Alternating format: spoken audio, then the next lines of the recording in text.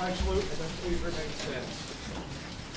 I pledge allegiance to the flag of the United States of America and to the republic for which it stands, one nation, under God, indivisible, with liberty and justice for all.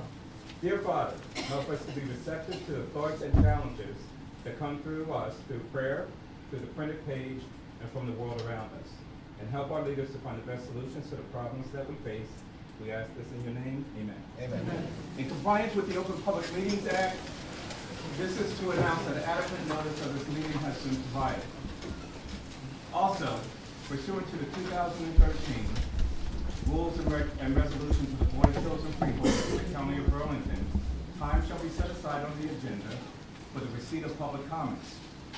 Public comments will be received with respect to agenda items prior to board consideration of resolutions to be adopted. An additional opportunity for public comment will occur later in the meeting. Public comments shall be limited to 5 minutes per speaker. Unused time may not be transferred to another speaker.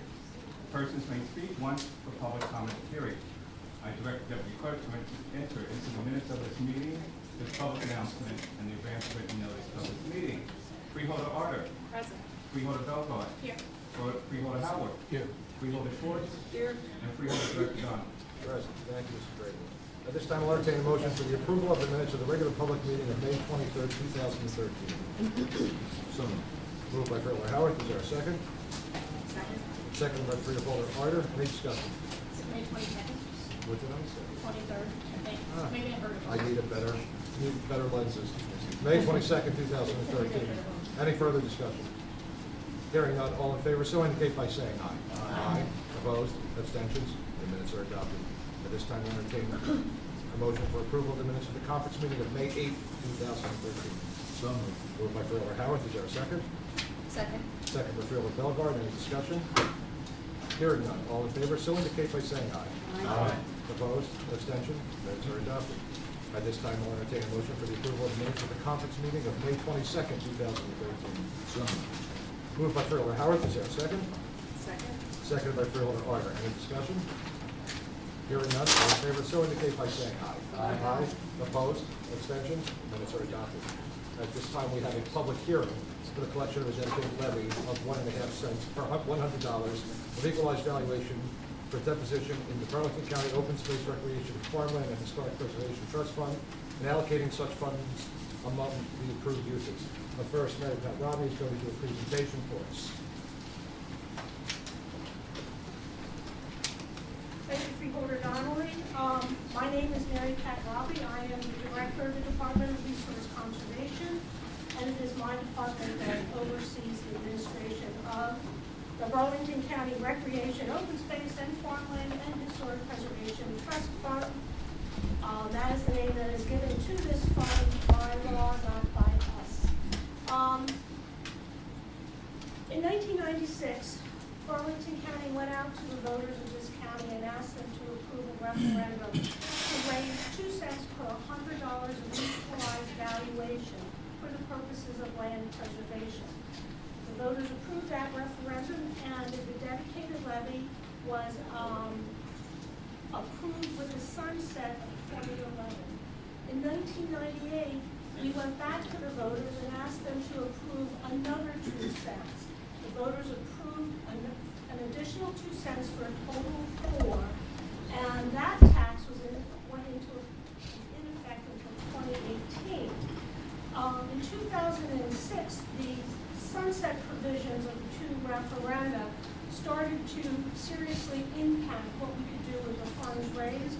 So we went back to the voters and asked them to approve the sunset of both of the 2 cent referenda until 2036, and that was overwhelmingly approved. So from now until 2036, the freeholders can authorize up to 4 cents for the dedicated levy to be placed in the trust fund. So when we went to the voters the past twice, we didn't ask them to specifically approve the permitted purposes of the fund. We said 4 cents, and we could use them for any of the approved uses. So every year, the freeholders have to adopt a resolution saying that they're gonna raise the money for the tax and determining how they're going to allocate that amongst the permitted uses.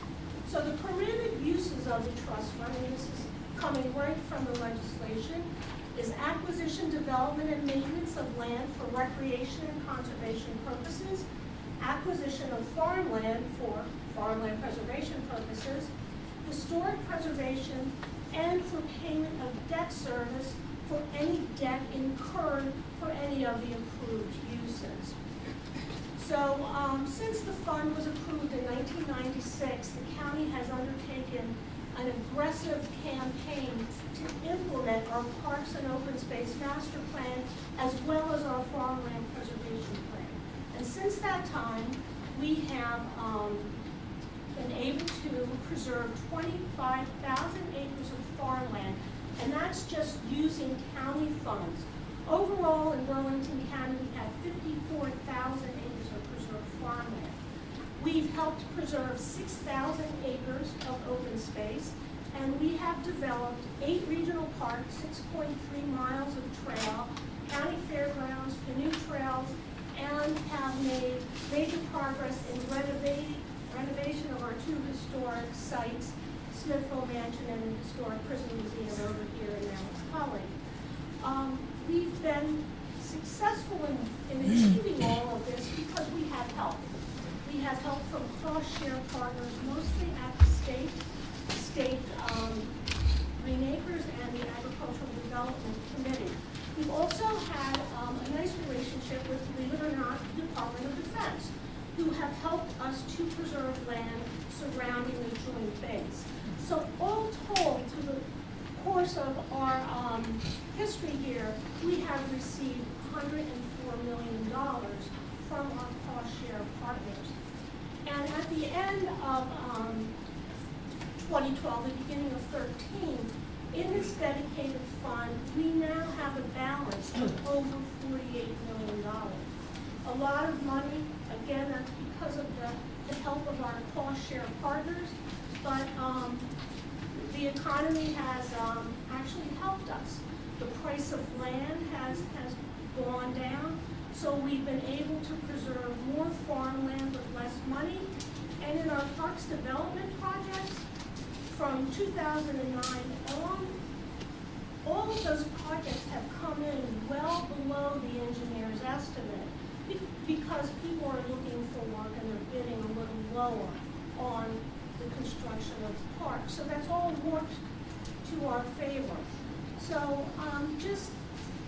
I'd like to show you a graph that shows how the surplus in our fund has grown from 2008 to 2012. So you can see we've seen pretty dramatic jumps in the funds that we have on hand. So the 2013 proposal is to raise $1.5 million. And we're going to use those funds received this year, about $6.7 million, together with other projected income from our state cost-share partners of about $3.6 million. And we're going to take $12 million out of that $48 million we have sitting in reserve. And we're looking at a total budget of $22.5 million for 2013.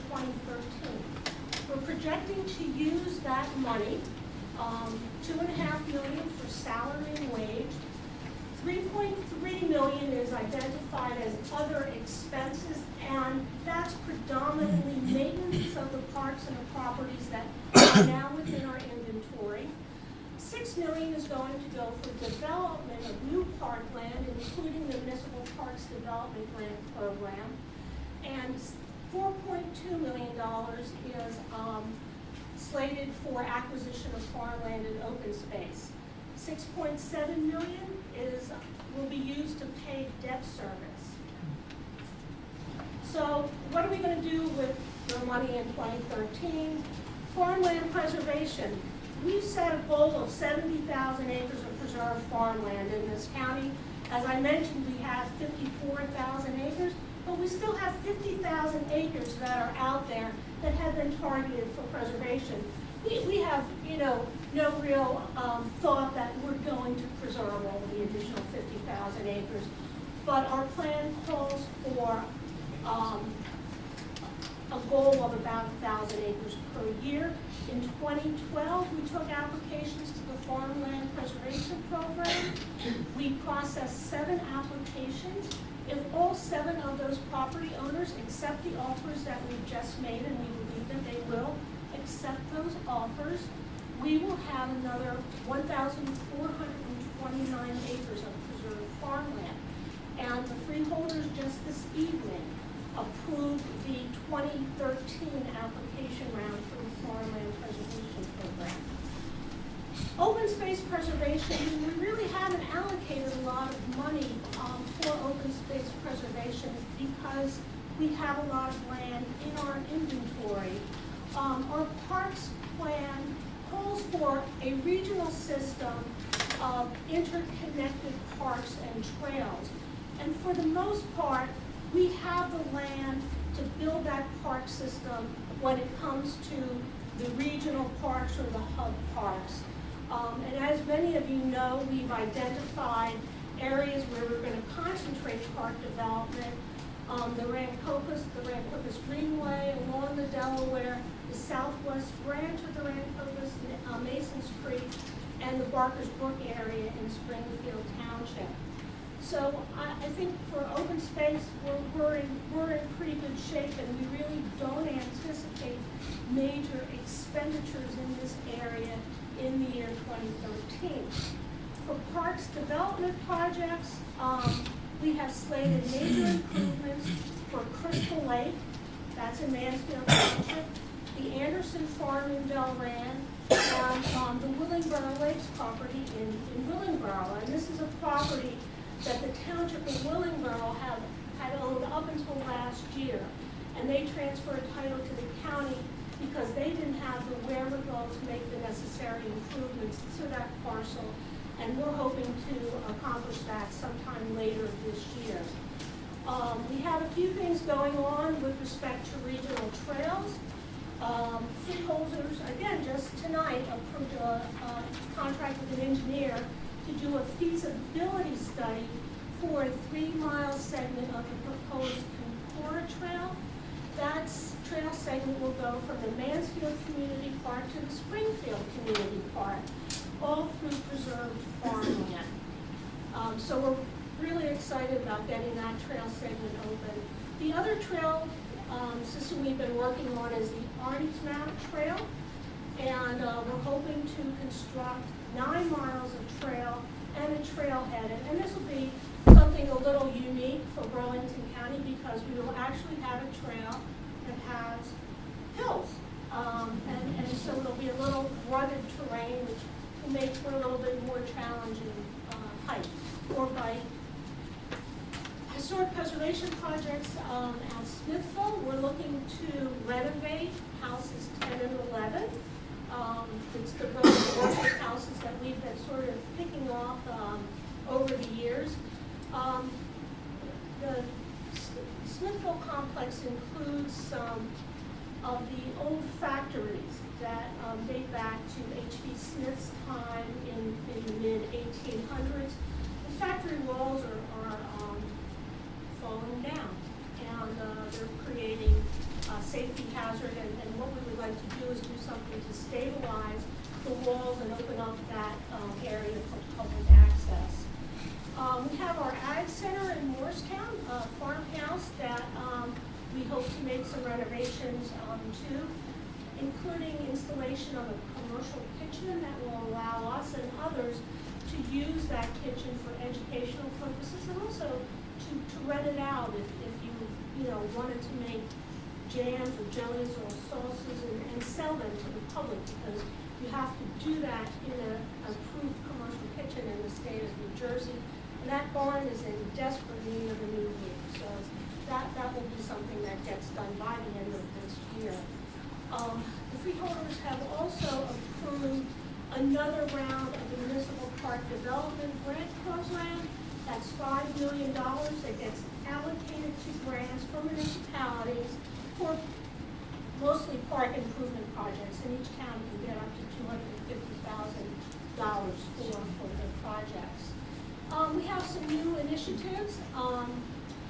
If you were at Earth Fair, you might have noticed that we have a new exhibit, the Underground Railroad Museum. We're hoping to make a permanent exhibit at Smithville for the museum. We're also looking at incorporating the Mount Holly Library into our historic properties, and that will serve as a museum, but also a place to do family research. I'm not going to try to say genealogical,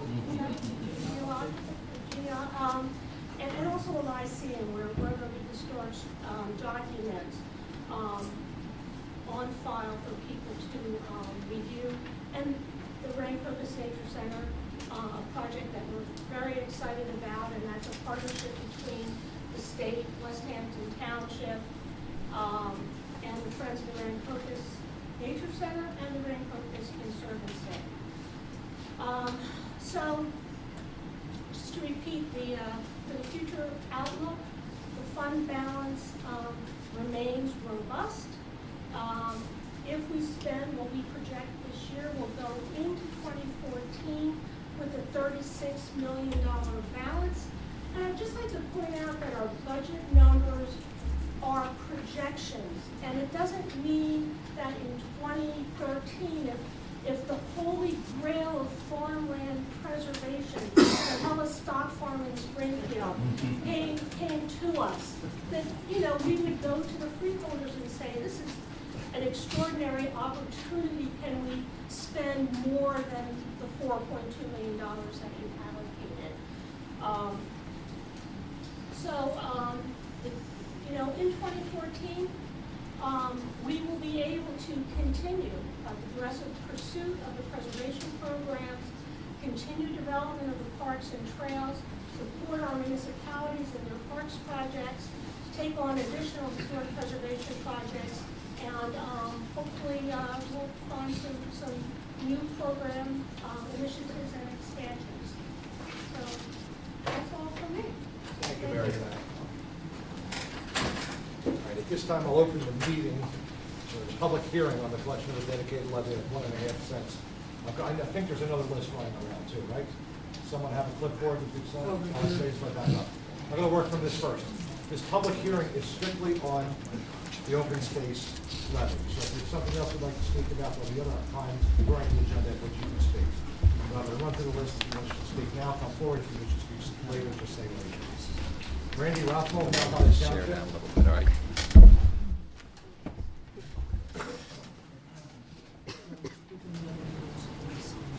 Okay.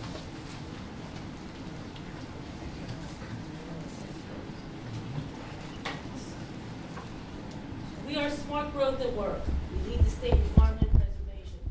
We are creating an expansive new park and hiking trail system along the magnificent Delaware River and tranquil and Purpose Creek.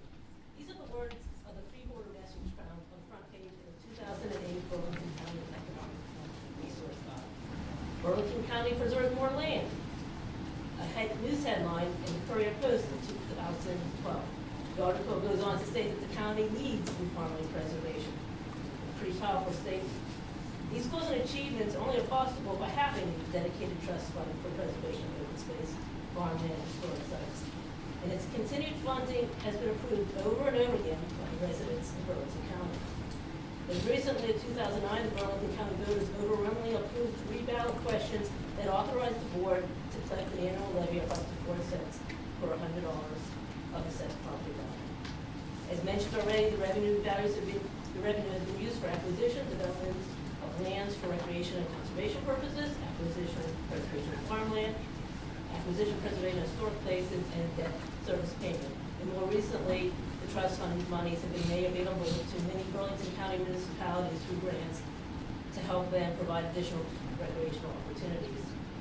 In the most populous state of the nation, this continued land preservation efforts are the only way that we're going to be able to maintain our current quality of life. By protecting the remaining open space for recreational purposes, it's our waterways, provide clean source of water,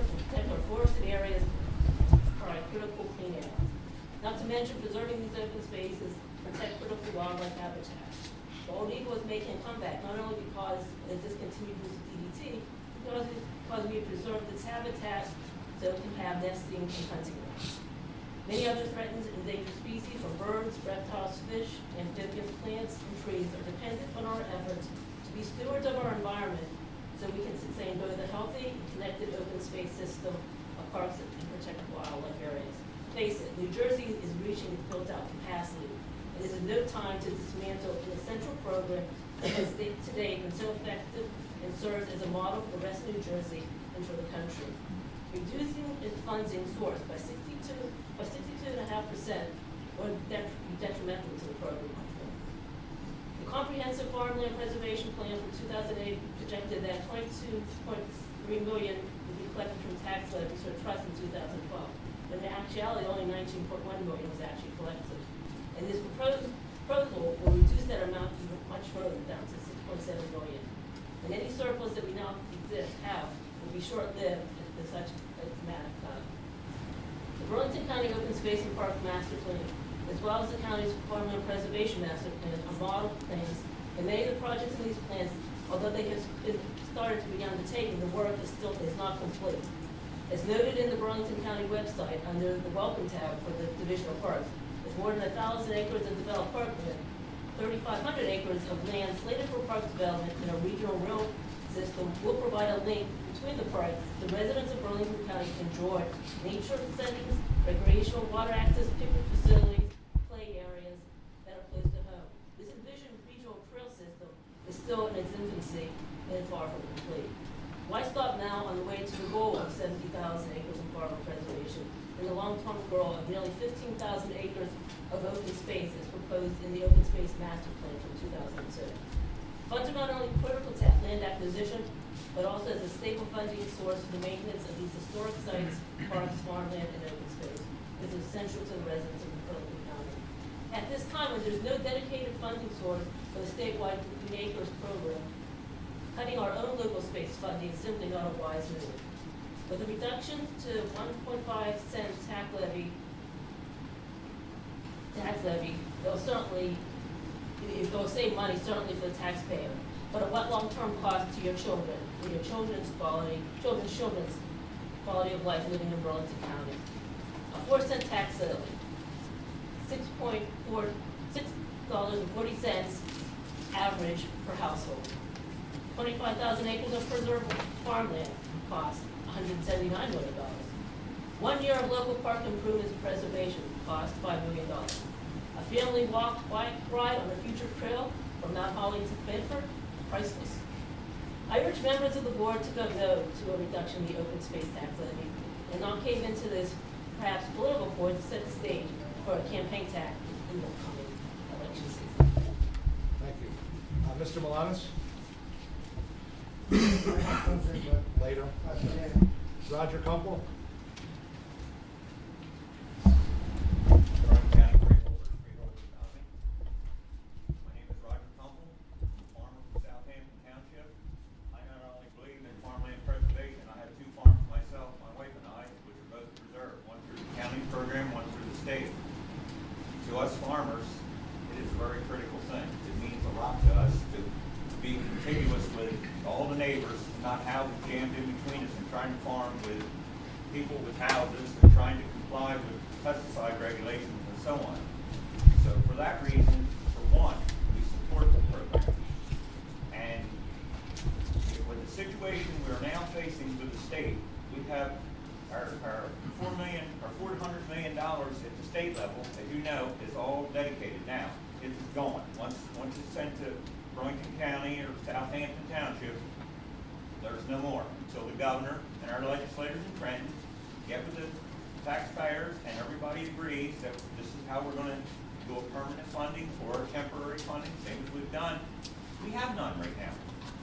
So Burlington County, being a leader, is going to be here sitting and going to have to pay for any farm they want to preserve or seek preserved in this county if we don't have money in Trenton.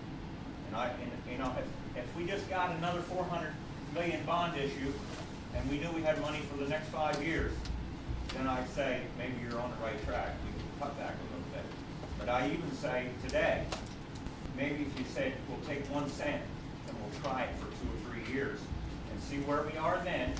If we haven't taken in a bunch more farms, preserved a bunch of Telestock farm, Garricon's on 206 and 530 there on that corner, that's a hot property. And it's been bypassed. It's like picking apples. We picked the ones off the bottom of the tree. Some weren't right. We got to get back and get the rest of them to make them contiguous with the ones of us that are farming in that community.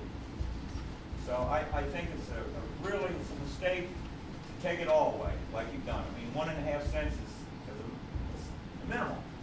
If you said 1 cent, we'll try it, I think the agricultural community would be behind you. And if you said also, we're going to do this for 2 years, and then we're going to return it back to the 4 cents for open space, we would be behind you.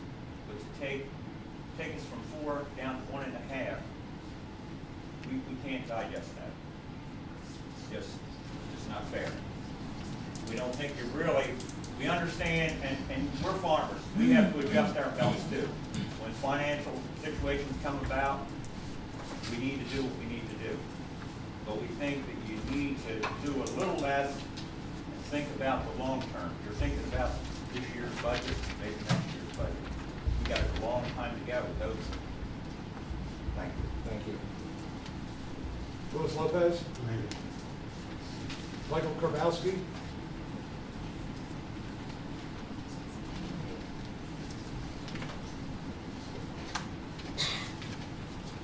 Good evening, Freeholders. My name is Mike Karbowski. I'm with the Indian Mills Historical Society. Also, I've attended the County Historian Roundtables for the past number of years. I'm up here to question the reason why local funding for local preservation, historical preservation, has not been addressed. Earlier we saw that the 3 locations, Smithville, the prison, and the Mount Holly Library is on the agenda, but you do have 40 municipalities in the county, and most of the municipalities have historical societies. And I know that there's a number of them that would like to acquire locations, buildings, or property that is of significant historical value. They're not asking for a complete handout, but it seems to me that historical preservation is way down on the bottom of the list, and I would like that issue to be addressed.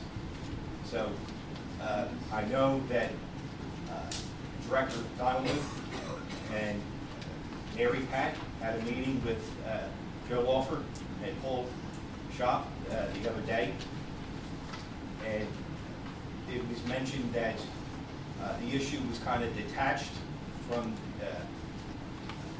Director Donnelly.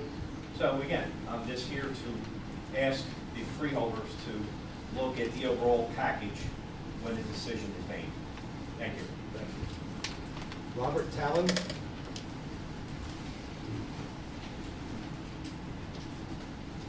Thanks for listening to us.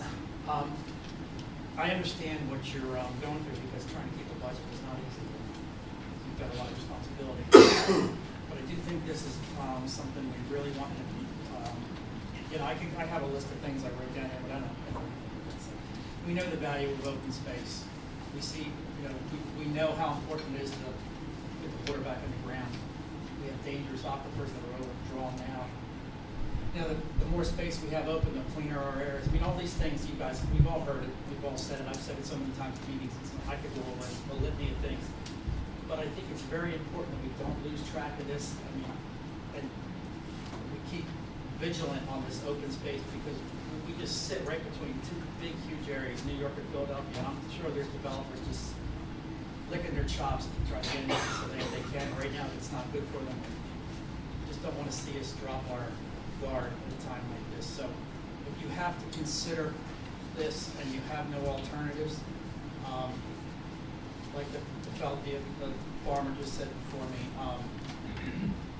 please consider don't take as much as you're planning, bring it back in a couple of years, because this is too important, I think, to keep ourselves, we're a leader in the country, so with open space, and, so it's very important that we continue to do it for the health. You know, it's actually, not only is it a good thing for the environment, our health, but these open spaces will actually reduce our taxes in the future because we won't have all these services. So I commend you. You have a heck of a job. I know you don't have a lot of places you can cut and still provide services. So do this very with extreme caution.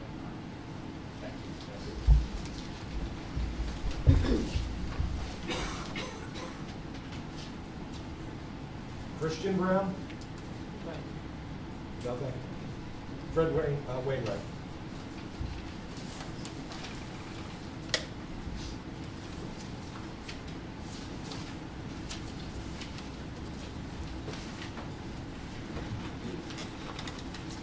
Good evening, freeholders. My name is Fred Wainwright. I presently live in Burlington.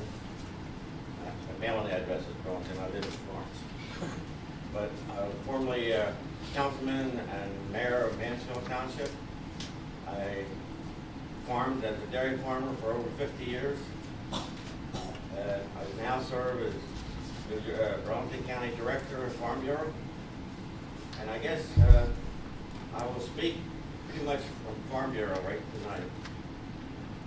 We had a discussion, and we questioned how you was legally, and you must be able to do this.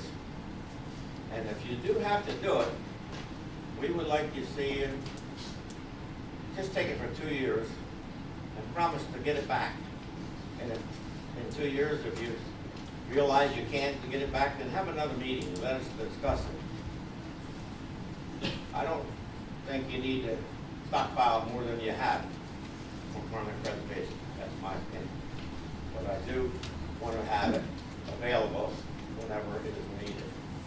Because there is farms out there that need to be preserved. And I think there's some out there that want to be preserved. And I think some of them are prime properties for farming. But of course, they're costing more than the others. And I myself can't understand where somebody said land values are going down. Let me tell you, good farmland is not going down. It's almost doubled in the last 5 or 6 years in the Midwest. So why shouldn't ours continue to go up?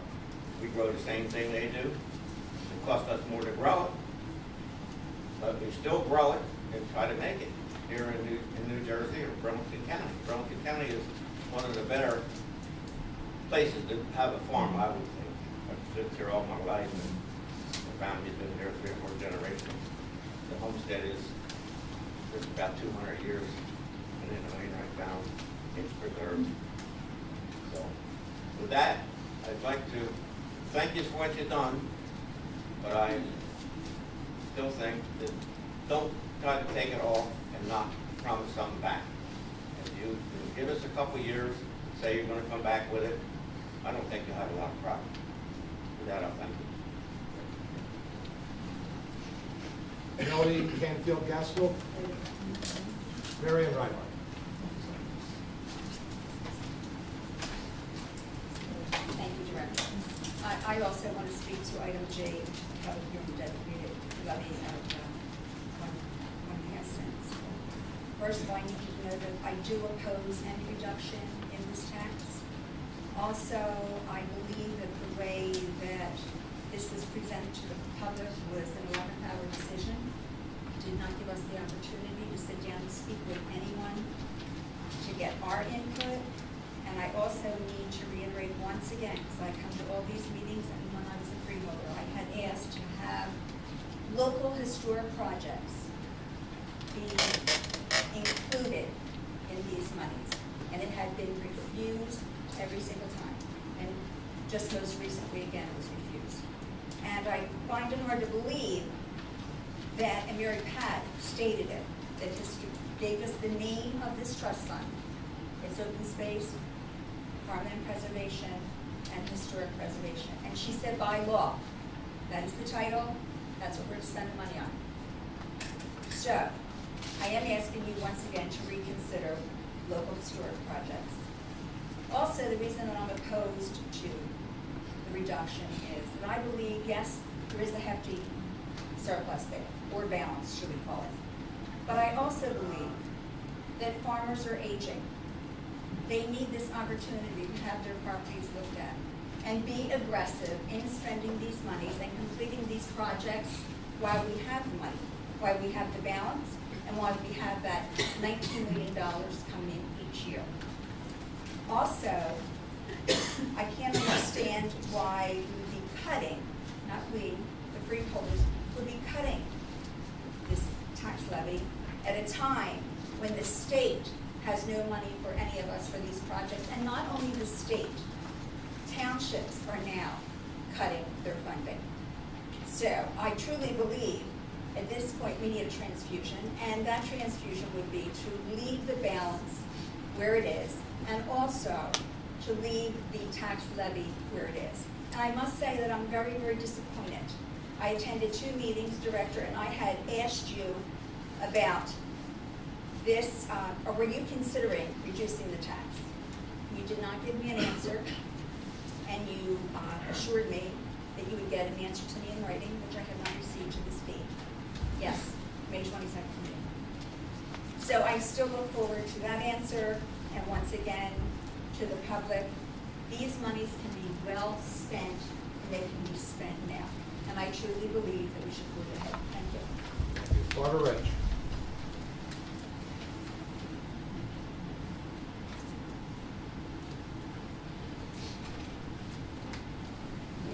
Barbara Rich, 37 East Central Morristown. I wish I could be spontaneous, but it would work very well, so I have to be, I'm sorry. I'm sorry. Important points to support Burlington County's past and needed future funding for not only the main focus group Greenway initiative, but present and future preservation and maintenance projects for the county, town, and nonprofits.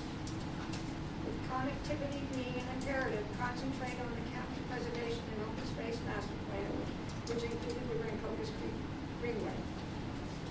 While farms are still available, the county should continue its highly recognized program, especially with the present opportunities to work with the Department of Defense for the 2- and 5-mile buffer areas in Burlington County. And as an aside, I would hope that there's the opportunity for more open meetings for citizen participation in that project. There could be approximately 10,000 acres available, and I'm not sure whether those are included in Mary Pratt's excellent presentation. Quality of life economic development driver leads to jobs for local businesses, including construction, agriculture, and recreation. Curtailing open space and farmland preservation results in missing the lower real estate prices and also lower interest rates. Excuse me. Burlington County was the standard bearer in the state and should continue in future years with its pledge of preservation and recreation within its own master plan.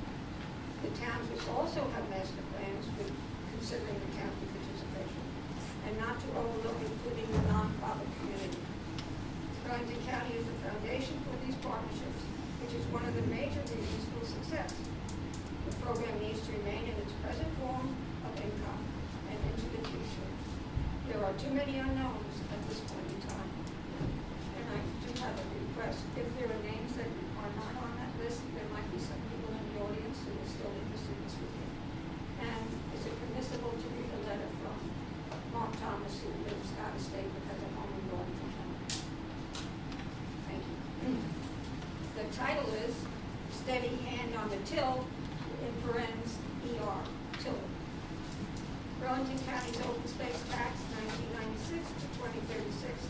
Freeholders take the long route. The Board of Chosen Freeholders of Burlington County, New Jersey.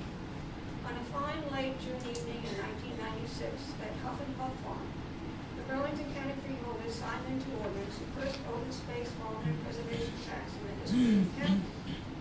As a sequel to the state farmland preservation program, it was critically needed, stable source of funding in a county that was rapidly losing its leafy corridors and sylvan and agricultural vistas to tax-expensive suburban development. At the time, the county's park system, consisting of Smithville, sprouted a new idea, a countywide consisting of parks, a 25-mile Rancovis Greenway initiative, as well as allied programs in Barney's Mount, Parker's Brook, and Cora and Medford Mount Holly Trail, some of which very highlighted. These programs, popular with the county's swelling of new and younger residents and children, created the public support over the following 16 years for a number of increases in the tax by referendum, as well as an extension of the tax to 2036.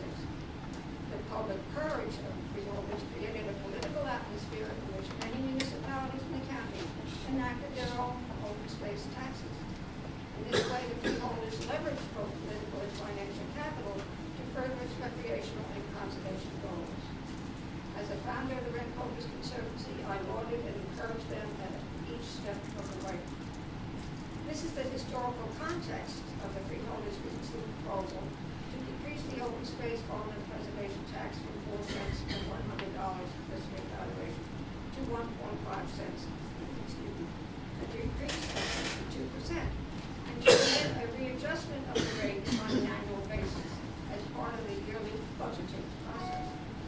The decrease in the revenues raised would create a loss of leverage and the lack of matching funds available from the remaining program, municipality and foundation grants, as well as mega-based funding for its buffer acquisition program.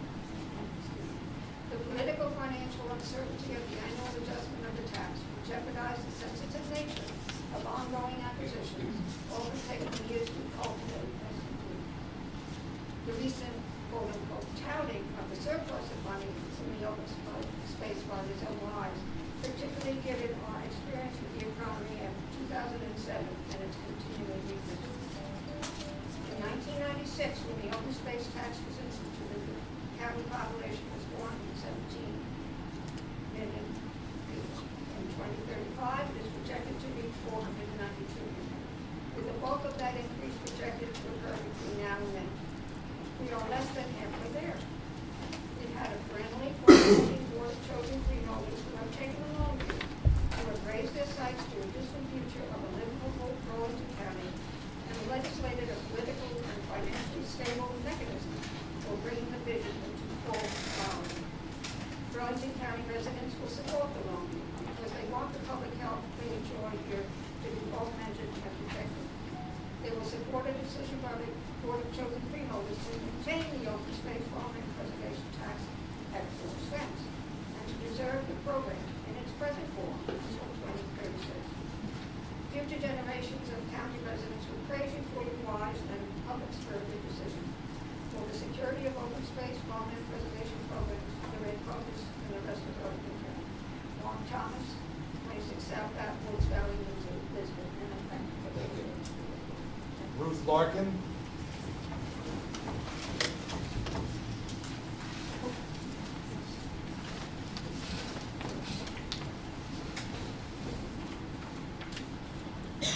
I'd like to start by saying thank you to everyone who works for the county. County government is not so visible, and you do so many things, and it's often thankless, and I'm genuinely very appreciative of that. And I'm embarrassed to say, unlike some of the other people who've spoken, that I've never been to a freeholders meeting, though I've been to other meetings. So I was not aware of surplus, and my first question this evening was, why is there such a surplus? The voters overwhelmingly approved this tax quite some time ago and have gone back to the polls and reiterated that sentiment, so why haven't we been preserving more? We have 48 million now. We saw from the presentation that will drop 25% just in 1 year. Those funds are needed for unforeseen circumstances, Hurricane Mandy coming through, other emergency situations or unforeseen maintenance. Master plan for the county to identify certain projects that are still not completed. And I liked the quote I heard about the county taking the long view. This has been in place 17 years. In my view, that's not a long view. That's sort of a middling sophomore view. Real estate that you want to preserve doesn't always come up, and you need to be ready with the funding. And it might be that 6 properties come up in 1 year, and we have none for 5 years. I think if someone mentioned the children, I think of the changes since I arrived as a resident here. in 15 years, an extraordinary amount of development, very much changed around our town.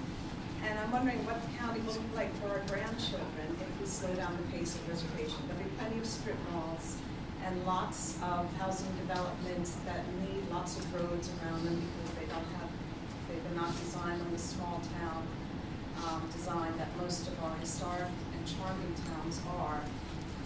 So I think that's a real sacrifice if we don't keep, it's not enough to take a long view, we have to continue to work towards that. I very much disagree with very much, thank you for your presentation, but I have to say, I disagree very much with the statement that regarding open space, we're in pretty good shape. I don't think we're necessarily in pretty good shape. I think we're doing more than other counties, which is great, but there's so many environmental implications, habitat preservation, clean air. To give a very significant example is water quality. These open spaces replenish our aquifers, which are not in good shape. This is our water supply. They improve stream water quality, and those streams feed the Delaware River, which is where the rest of our water comes from because our aquifers are so depleted. So I think that continued preservation of open space, not just public parks, not just historic or farmland, all of which are important, but I do not think we can say that we've met that bar at all.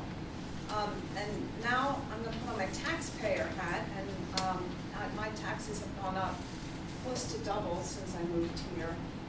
When you don't preserve the space, someone's going to come in and build houses on it, and I've seen it in our town just in the time we moved here, and I'm paying for the schools that had to be built, the schools that had to be expanded, the roads that have had to be built because of that continued development. It's really, really expensive, and it might not show up in this budget, but it's showing up in that budget, and it's all coming out of this pocket. And the traffic, I started commuting north in 97. I stopped for about 7 years, and I'm astonished at the increase in traffic and horrific traffic accidents in that time.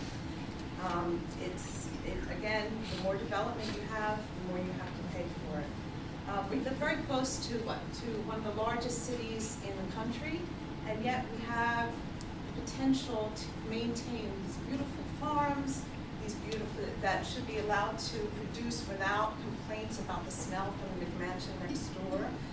These beautiful forests, it's easy to cut taxes, it's hard to raise them again. So please, taxpayers send 4 cents, go for it, keep it, and don't have a surplus, or have the surplus you need to maintain, but continue to buy properties. Thank you very much for your attention. Thank you. John Anderson?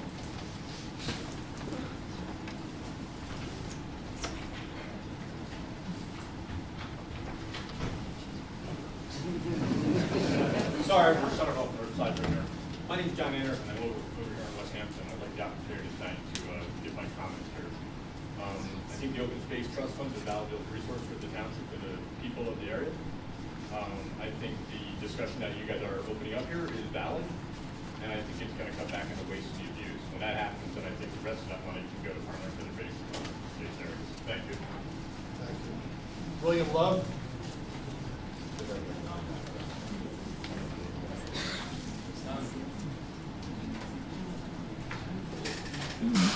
Hello there, William Love, Medford, New Jersey. I have a little bit of a different twist on the situation here. If you want to pass these down, there's a few large copies for us older folks. Being made. Okay. And, there's a couple, I guess, for the people there. What I want to do is get a better understanding of really why we're doing this, as far as a full 4 cent reduction. But, excuse me, 2.5 cents, up to 4 cents. The reason I say that is, as you can see from the charts that I've done here, I've plotted out since 1997 different elements of the taxes in Burlington County, where we had some significant increases, in particular, 2004, where the base tax went from 126 million up to 160 million in about 4 or 5 years without any change. The tax rate went down, but my taxes went up. And at the same time, after we increased the 2 cents to the 4 cents on the open space tax from 2002, it was about 10 million, and now we're looking at $20 million today. So there's significant doubling of the tax. And the same thing with the library. Library went from about 5 million to 10 million. So that's a little bit of history, and what we've had here is a situation where we've had a significant increase in overall taxes during this period of time, but a significant decrease in, quote, the county tax rate. The county tax rate has gone from 56 cents down to approximately 38 cents last year. So what we really have is an inverse relationship between county tax rate, which really doesn't mean anything anyway. And I'm going to get to my point here with this. Because the only thing that really matters to the taxpayers is the taxes that shows up on your tax bill. And unless it's a coincidence, you never see the county tax rate on your bill. It's a notional amount, because my assessment has nothing to do with equalized values. If you take a look at the chart I have below, you'll see that the local assessments could be 40 billion, and the county's using 50 billion. So obviously, if you're using something that's 25% higher, it gives the appearance that the tax rate is a lot less. So, just looking at the history here of what's happening is we get fixated on this county tax rate. And if my numbers are plugged in right from what I read in the paper, what we're trying to achieve is a tax rate of 37.9 cents. And a combined rate of the library, the county, and the base. This year it was 37.9. If my numbers were right, last year it was 37.9. It was 37.9 the year before. Why is that? I think it's just so we can say the county tax rate is flat. We're not increasing, and it gives the appearance that we're not increasing taxes. Where over the years we've had a declining rate in increasing taxes. So now we're going to take 2.5 cents from the open space tax and make it make sense. But I don't think it has to be 2.5 cents. Because from what I read in the paper is your base operating budget is going to go up $5 million. Correct? And What's the open space rate? This is a hearing on open. Well, it is. I'm getting to the point. So it's going up, $5 million, yet we're going to take over $12 million out of the open space. And we're taking a couple $100,000 of minors in the animal library. So really, what we're going to have is we're going to have a tax levy that's going to go down $7.7 million. That's really what's happening. So why do we have to have, if we want to preserve some of the money, instead of going from $19 million plus in the open space down to 6.7, why not, reduce that decrease by the 7.7 million, and you can still say that the overall levy is flat. I wasn't going to blame you for that. So what I'm suggesting is rather than go to $6.7 million for the open space tax, add another 7.7 million. Meet you halfway. So whether it's election, fodder, I'm not saying it's politics, but let's get away from this notion of the county tax rate because it doesn't mean anybody. I looked 1 year at all 40 towns, and 39 out of 40 towns didn't have a number that was close to the county tax rate because it's a notional amount. I'm getting too complicated. The bottom line here is we don't care, at least I don't care, what the combined rate is. I care about my taxes. So if you want to say overall as a county, the taxes are flat, because last year, the combined taxes were 177.9. What I read in the paper today is you wanted to go to 170.2 million. 170 million, 200,000. No. Just simple as that. Because what I'm really concerned about is, I thought I read somewhere else, okay, this was going to be for 1 year. And I understand it because I didn't hear the full presentation, it might be 2. So what I'm really concerned about is we're gonna have a $7.7 million decrease this year. We know our spending's up $5 million, and I guess we'll see the budget at some point in time. That's there, so what's gonna happen in 2014 and 2015? If we have another inflation of $5 million, and we restore this, we're gonna have a $20 million tax increase on $170 million. Next year, or year after, we're gonna have a 10% increase in our taxes. So it's a yo-yo, unless you have a long-term plan that we haven't seen, which I would suggest. It would seem to me the only way to do this is take some multiple years, going out and saying, hey, what will happen if we project it out? So my take on the open space, and save this, and maybe when it gets to the budget, I'm not complaining about the budget, I'm not doing any of that stuff. There's no criticism. I'm just saying, stick to the total taxes. Forget about the rate. It doesn't matter. You can still brag that you get it flat. And restore $7.7 million back in the open space. And that way you want a significant increases going forward that you're going to explain. Now, one of I'm sorry. It's time's up. Yeah, 5 minutes was. All those people spoke all that time? I know, you don't like the facts, do you? Because I got some other comments also, Mr. Drayton. Okay, that I see in the paper, you're blaming $7.5 million loss of tax revenue because your ratables went down $2 billion. That's false. Sir, we're on the open space. You can go back and talk about that. Okay. Two other times during the meeting. All right. Thank you. Thank you. Sandra Cohen.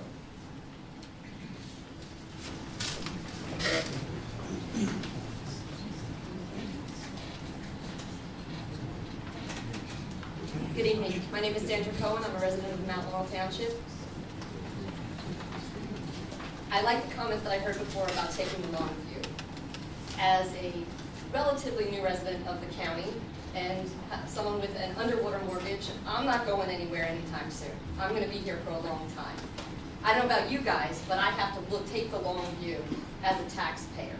And I want to make sure that my taxes aren't being artificially undervalued now for the short term for political reasons when I'm going to have to pay the price down the road. Specifically, I'm concerned about the potential long-term environmental impacts from reducing the amount of money we set aside for open space preservation now. And I'm wondering if that's even been factored into your decision-making. Specifically, there's a concept in environmental economics called internalizing the externalities. What that means in layperson's terms is, it's real easy to save money if you pretend that the costs are being paid by somebody else for the stuff that you're doing now. The costs of things like water pollution control, air pollution control, habitat preservation, restoration, and remediation, all the things that go along with increased pollution in our environment that are the logical result of not preserving land that may be available for purchase in the near to long-term future. There's a direct correlation, as very well documented, between development and increased water pollution, as well as air pollution. There is an inverse correlation. The opposite is also true, in that the more land you preserve, the less pollution that you have. The best way to protect water quality is to not develop the land that serves as the filter of the pollutants, both for stormwater runoff, direct discharge into the groundwater, and as was said earlier, our community is primarily served by groundwater aquifers. The best way and the cheapest way to protect water quality is to preserve the land. You can treat just about anything, but there is a cost associated with that treatment. And as many of you know, every time you get your bill from the water company, it shows you what the pollutants and the contaminants are that are in your water supply and how the levels relate to the federal and state regulations concerning what's safe to drink.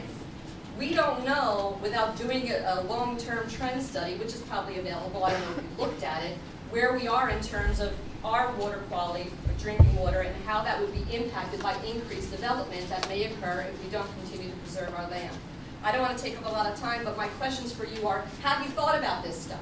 Have you done an environmental impact analysis of the impact from reducing the money for open space preservation? Have you done a cost-benefit analysis? Have you looked at the internalizing those external costs that may result from not aggressively and actively pursuing purchase of additional lands and preserving it for open space, farmland, whatever, with the monies that you have now and the monies you would get if they weren't being reduced? Have you done this analysis? That's a question. Has there been an analysis? Okay, whatever.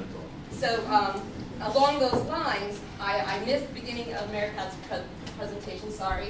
So you may have answered this question, but it seems from the points that were made by previous speakers that you talked about the stuff that you've done already to date with the money that you had, but was there a discussion of the process going forward? So you have a process for identifying lands that are out there, you prioritize them for purchase. Okay, so the money that you have now that you haven't spent, that's going to buy all the lands that you've identified as potential for purchase in perpetuity in Burlington County. Because if not, then I again would question the logic behind reducing this money if you know that, number one, purchasing open space is good for the environment, purchasing open space is cheaper than treating water for drinking water and other purposes, purchasing open space is reduces our carbon footprint, it does a myriad of environmental things that you will have to pay to improve if you don't purchase the land. And finally, the New Jersey Builders is on record as saying, don't regulate land to protect the environment, buy it. That's what open space preservation allows you to do. You don't end up in court over zoning, you don't end up in court with the builders, you end up doing what the citizens voted for you to do, which is buying the land to preserve it, take it out of development, protect the environment, do the right thing. Thank you. John Boyle.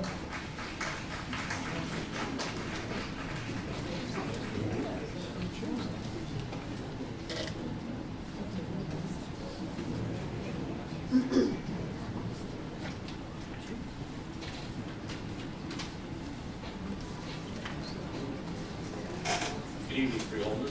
My name is John Boyle. I'm the Research Director for the Bicycle Coalition of Greater Philadelphia, and I am a resident of Edgewater Park. On behalf of my organization and myself, we are opposed to a reduction of open space funding. While the main expenditures of the fund has been focused on farmland preservation and open space, the county's proposed trail network is another important beneficiary for the fund.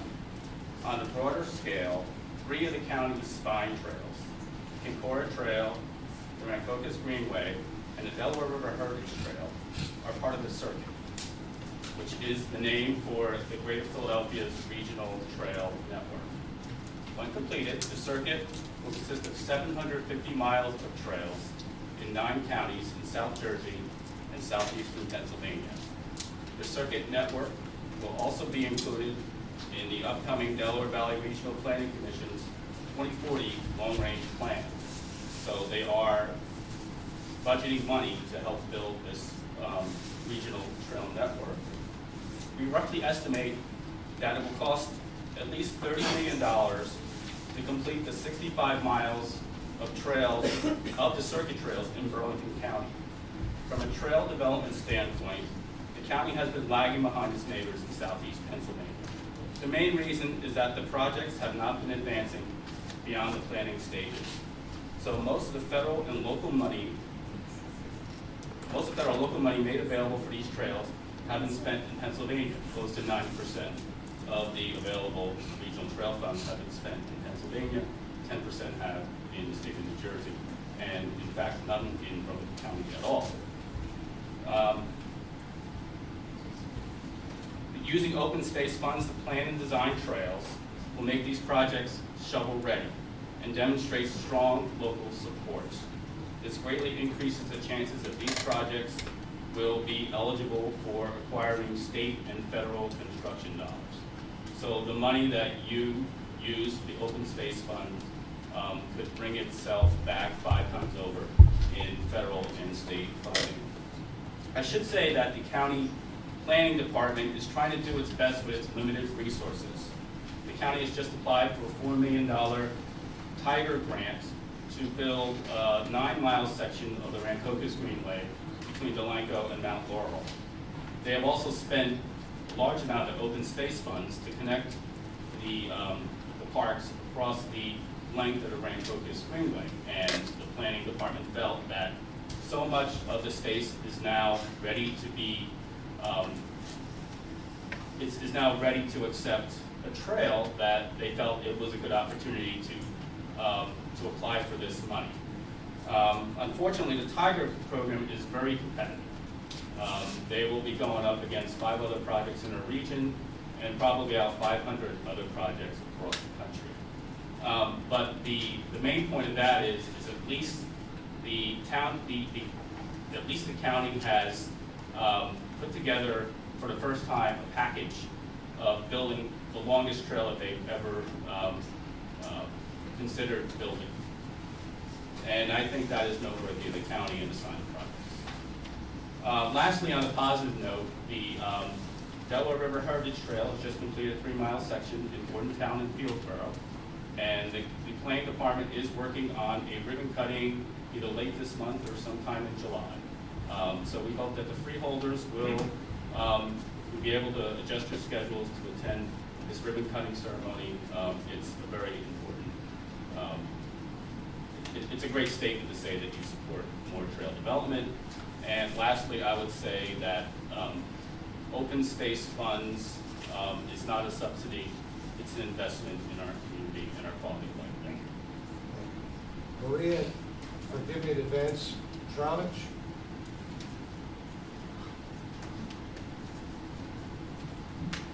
Hi, that's okay. My name is Maria Tranguch. I'm with the New Jersey Conservation Foundation. And I'm here to echo John's sentiments and a lot of the sentiments of people that have spoke. I think that it's a mistake to reduce the open space tax. And a few of those reasons are because of reasons that have already been said, but I would like to echo them. John mentioned that the circuit trails alone, that project is estimated to be about $30 million in Burlington County. So when we talk about the open space surplus, I think that's a little bit of a misrepresentation because we have projects. So the circuit trails are $30 million, but there are other trails in the county's open space plan, other acquisitions that can happen in the county's open space plan. So perhaps it's not a surplus, it's a question of capacity and authorizing those funds to be spent. But with that said, I would like to just point out the fact that I think everyone that knows anything about preservation in New Jersey knows that Burlington County has really been a leader. And I think now is the time to kind of assess that leadership, in the face of state funds that are disappearing, in the face of regional trails grants that are disappearing. This is an opportunity for Burlington County to step up to the plate and to continue its leadership. So I would ask that they do that. Bill Bolger?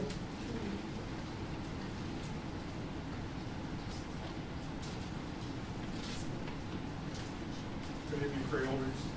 Thank you for this opportunity. I bring greetings from 30 people next door. I want you to know that we've created quite an interest here. I'm a private citizen, a homeowner in Mount Holly, current on my taxes, and I wish to say that of all the taxes I pay, the taxes for this program are the one that I value the most. I would gladly see it double because I think the work you're doing is outstanding. I've lived here off and on for 35 years, and I've seen a lot of change. And when I moved from here in the mid-'80s, part of it was that I really was regretting seeing what I considered to be the destruction of the Burlington County landscape, particularly the farms. This was very disturbing to me.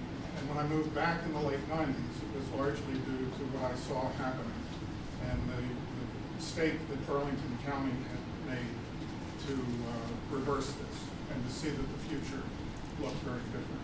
And so I support everything you've heard tonight. I've been very moved by much of it. And I think that the one thing that I would like to encourage you to think about are the people who can't be here tonight.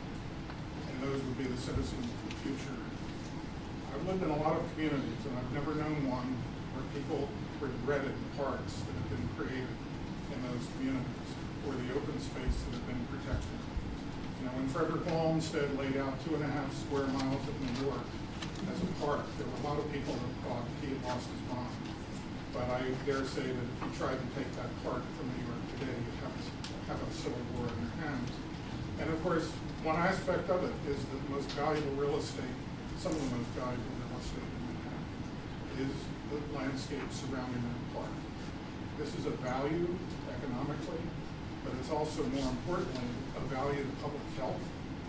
I personally rely on the parks in order to exercise, to keep healthy. And it's a value in so many, many, many ways.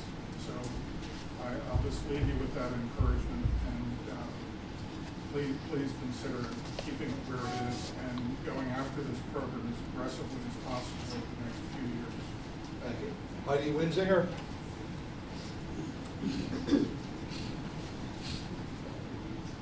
Hi, my name is Heidi Winzinger, and I'm a third-generation Burlington County resident. And I wanted to make a couple of points. I had heard earlier about land prices being cheaper at this point in time, and I think they are generally, but easement prices are cheaper for farmland because farmland is a little more valuable these days, which in turn squeezes an easement value. So you can get more for your money at this point in time. But, and I wanted to disclose that I do reserve farmland for my regular day job, but I wanted to bring to you today, last weekend, I was invited to go up to Lambertville, New Jersey, and you don't often get a weekend just to do something for fun.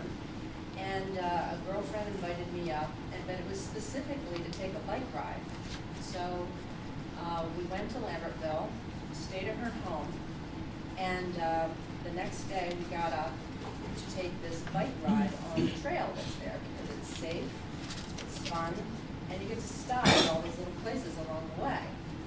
And so while I was there, we ate dinner. I went to the liquor store. I went to the drugstore because I forgot my shampoo and shaver. I went to the bike shop because I needed some stuff for my bike. I filled my car up with gas. We had lunch while we were on the trail in Stockton. I went to the farm markets because we needed eggs and we needed some produce and some fruit for breakfast. But I spent all my money in Hunterdon County because I can't do that here. I can't get from park to park. I am not one of these cyclists that are out on the road and very brave and going to risk my life. I want to be on a safe trail. But I also want to go from place to place to place. And I want to see historic sites, and I want to see things like that. And you spend money when you do that. And I really think that one of the things about the park system here in Burlington County that I see when you go to Hunterdon County, you go to Monmouth County, or you go across the river to Pennsylvania, to Philadelphia, is that you have the ability to do that. And it is an economic development program in another way. You know, it's not bringing in an industry to manufacture something. It's very, very different. And I think it's not a concept that everybody gets, that it is a very big economic development process. And I think that y'all ought to keep on going and finish when it's done and connect these things up and make this really a showplace in Burlington County as far as your open space, historic preservation efforts are concerned. And be the freeholders that have the guts to do that and not just go for the tax cut. I think it's more important, the other gentleman said, that this is the part of your taxes, you cringe when you see your tax bill. I mean, it's a lot of money, and it's terrible, but that is the tax that I feel the best about. And I think a lot of other people do that didn't get to come here tonight because they didn't know this was happening. Thanks a lot. Thank you. Paul Burns?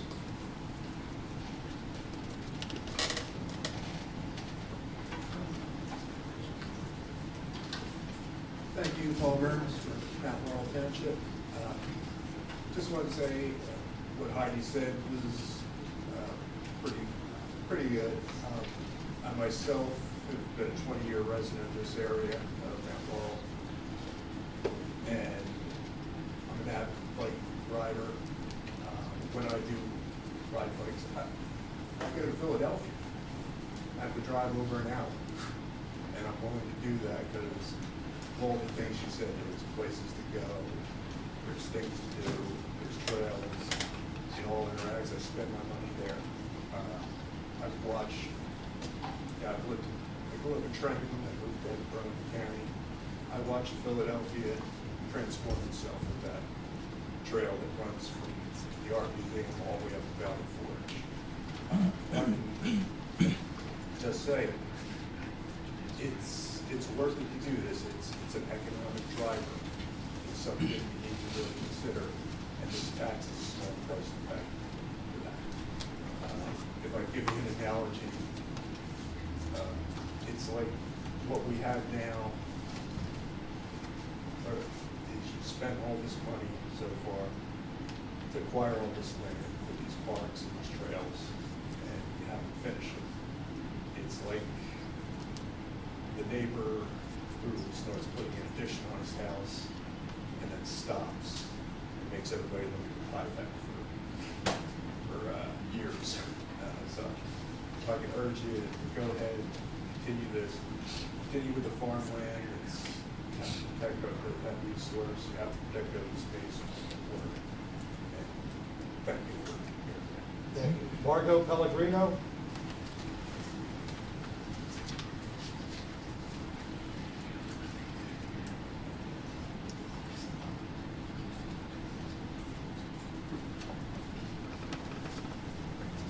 Hi, I'm Margot Pellegrino. I live in Medford Lakes.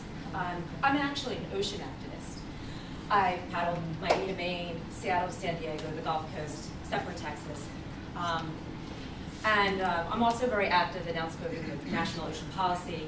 Won't bore you on the details of our particular regional planning body. But one thing that they have decided they're not going to discuss is nearshore water quality areas.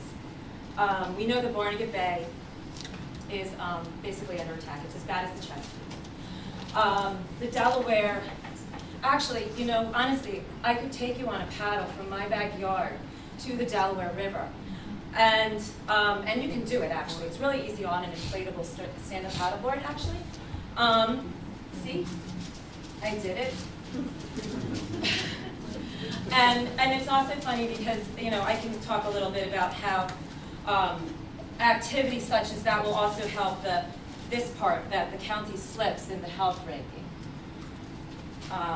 You know, someone mentioned already about contaminants, and et cetera, from runoff. Non-point source pollution is our biggest source of pollution.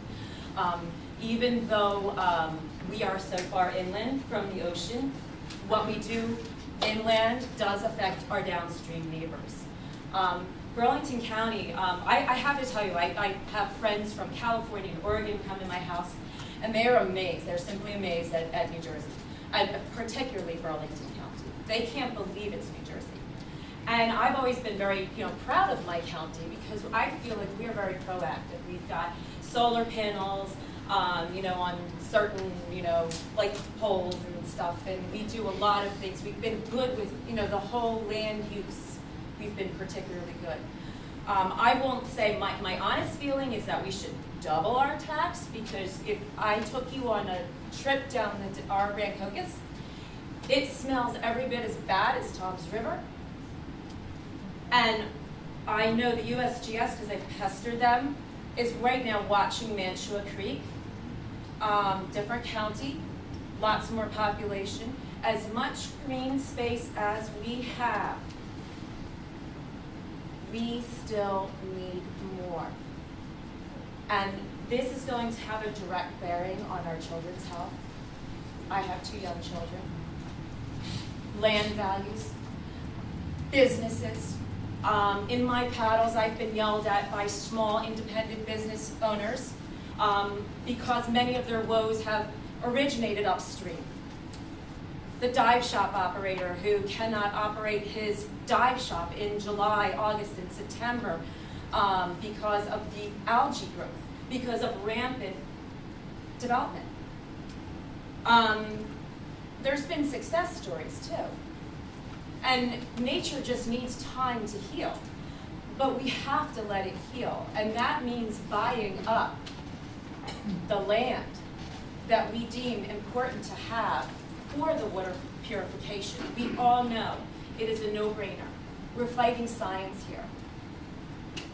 And I really implore you to not cut that land use tax. That is so beneficial. And for all you bike riders, you're absolutely right. It's hard to ride safely. I would ride from Medford Lakes to Whole Foods to do my grocery shopping, and I've decided it's just not worth the risk. So I now ride in Morton Forest, which is an amazing education in itself, because you look at how industries have changed. This used to be the hub of industry. It was just thriving with businesses. They're ghost towns now. We have to adapt, we have to be creative, and we need our open space. Thank you. Thank you. Kate Close.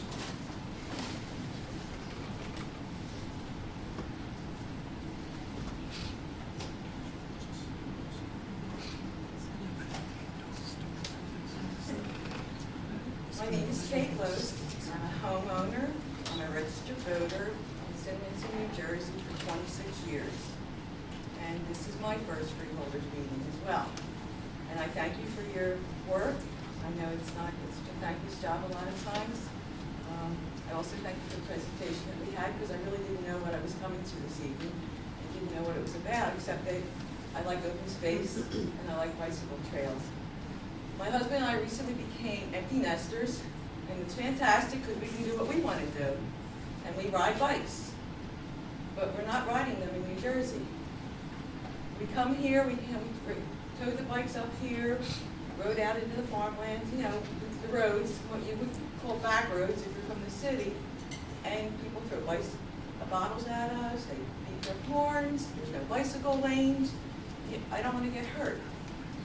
And so we look for trails, but there aren't any long distance trails. So we go to Philadelphia and take the art museum to Valley Forge, stop at the microbrewery along the way, have lunch somewhere, stop at the bicycle shop. We went to Washington, D.C., a very friendly bicycle city last year, stayed at hotels, ate at restaurants, and bicycled. And along the trails, there's like small cottage industries.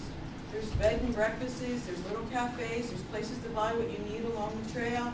There's campgrounds if you need them. And it's wonderful because you're on a trail and I don't have to worry about getting hit by a car. It's fantastic. And last year we took our son and daughter-in-law, we went up to New York to do a long distance bicycle trail. They have so many rewards, and it's something that people who have a low income can do. If a bicycle you can get on the trail, you serve all the citizens. And it refreshes our mental health from the stress that we have at work during the week, and it's just so rewarding. And I truly hope that you will take a look at, you know, what's in that budget. And I have to agree with another woman that spoke earlier. You've got a surplus. That money should be spent. Build these recreational activities that are open for people who don't have any money. Let them go out and take a hike. It doesn't cost anything. This is what we should be doing for ourselves and for our children and our grandchildren. So spend that money, build those trails, enhance those sites, and restore those farms. Please, please keep this tax. Thank you. Chris Ramos.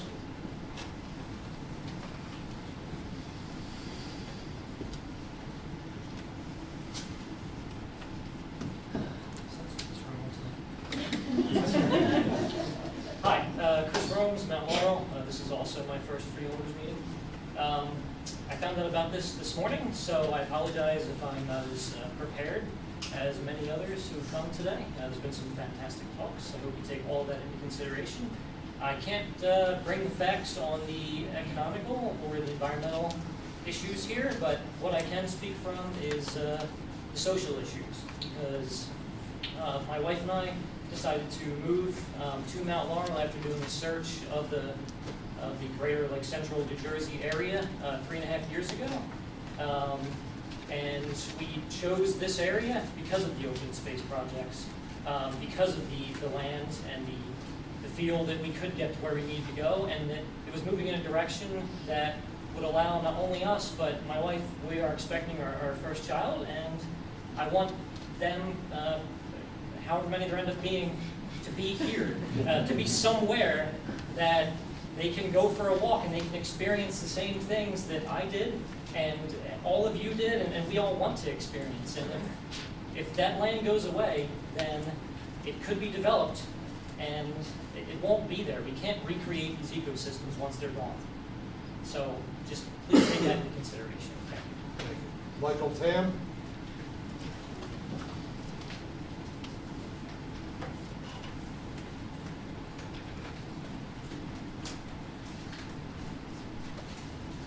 Michael Tam, resident of Mount Holly. I've been in Burlington County 53 years. And one of the reasons I came to Burlington County because of the open space and the open areas of it. I believe that those governing bodies, when they rule on something, it's usually 1, 3, 4, 5 years. And they should be ruling on things that go 10, 20, 30, 50 years down the road. And this is what you should be looking at in the long term. Right now, 10 to 15 years from now, property's not going to be so cheap. And the amount that's being paid now is not going to be, is going to go down a little bit smaller than what it is right now. So I think you ought to think very deeply about this, that you should think for the future, not for today, tomorrow, or next year. That's a mistake. Many governing bodies, whether they're local government, county government, or state government, they make that mistake. They don't think in the long term, down the road, 10, 20, 30 years. Much of this open space is not going to be available come 10 to 15 years from now, even shorter than that. It's going to be very difficult to acquire and to maintain. Thank you. Thank you. Alan Crawford?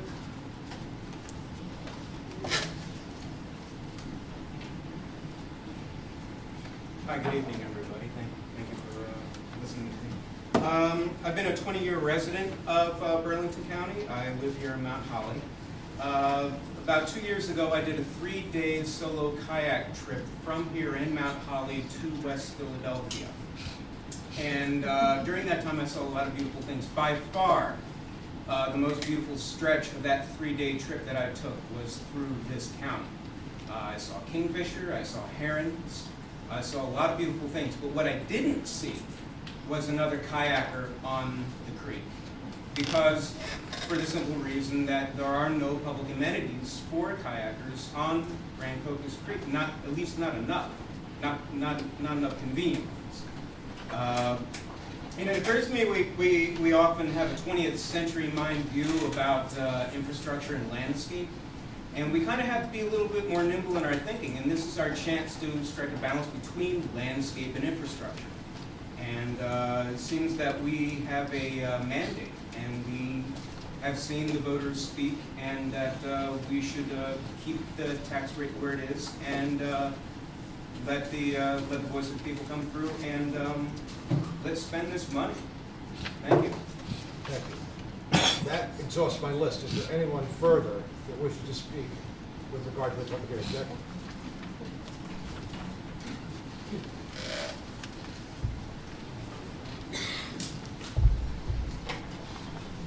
I live in Springfield Township. I do not support any reduction in the open space and farmland preservation. This tax was fully supported by the taxpaying electorate and also wants to support. The results of this revenue stream have piloted Burlington County to the top status of land preservation in the state of New Jersey. Burlington County has national recognition for its accomplishment and is visited by other states to witness what can be accomplished in the densely populated state in the nation. Burlington County's active emphasis on citizen health and well-being as related to parkland development and open vistas by farmland preservation is a draw to people who live and work in Burlington County.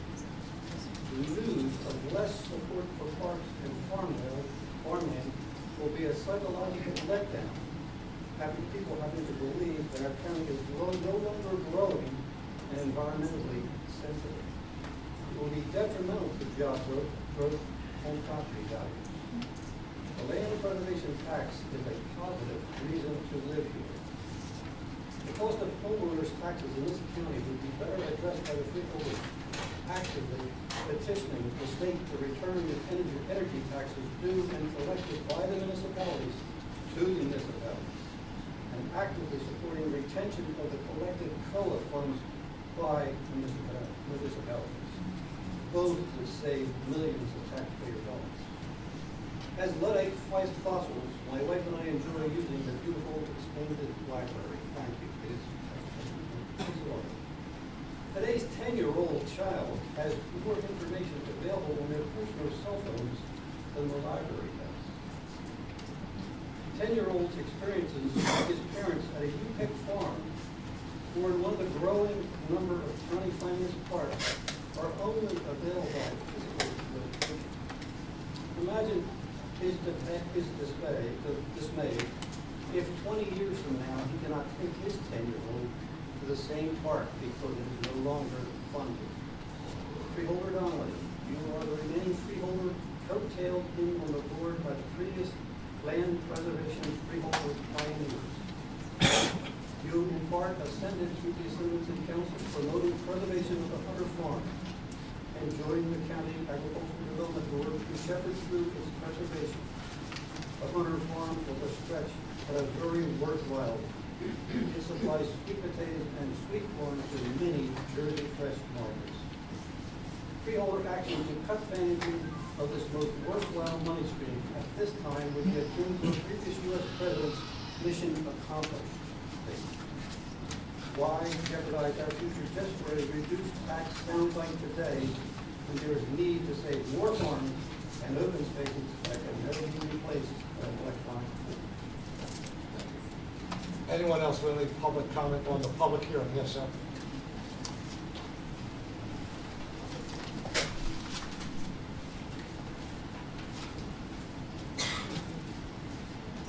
Hi, good evening. My name is Chris Jage. I'm with the New Jersey Conservation Foundation as well. I've been working in this field in Burlington County for 13 years. Our organizations preserve 12,000 acres. We currently own and manage 12,000 acres in this county. And I've had the really good fortune of working with the county staff in open space that whole time. One of the concerns that I have, again, with the surplus is the fact that when I started working with Burlington County back in 2000, is the staff was double what it is now. And so one of the issues is that the surplus is there is because the county capacity has decreased.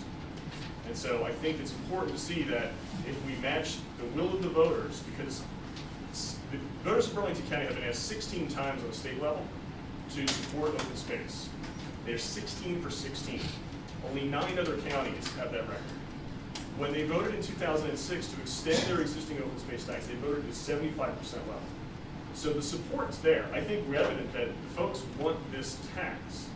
What they didn't want was it to be then leveraged to keep an overall tax rate lower so that it gets chipped away. The other concern I have is that there was, it's true that the existing county open space success has been leveraged with the DOD funds, with the statewide funds, and that's all been successful. Unfortunately, right now, there is no more statewide funding at Green Acres, at Blue Acres, or at the Farmland Preservation Trust. And right now, I believe there's 14 counties that have endorsed the current initiative in Trenton to renew permanent funding. Burlington County is not one of those. So in order to make sure that we have that matching fund, we need all the support that we can get. So at the state level, we can have that matching fund. And lastly, I am concerned about sort of the domino effect of this. As the county funds get reduced, the county funds that then get matched to the municipal level gets reduced as well. Then there's going to be certain, many municipalities are already withdrawing their taxes. This may increase that value. So I would just implore you to listen to the consistent, since 1961, be consistent without one misstep, the word of the voters of Burlington County, at a tremendous percentage rate, that you keep this in place, and that this is why we live here, and this is why we support these things, because it's what Burlington County is about. Thank you. Any further public comment on the hearing? Yes, sir.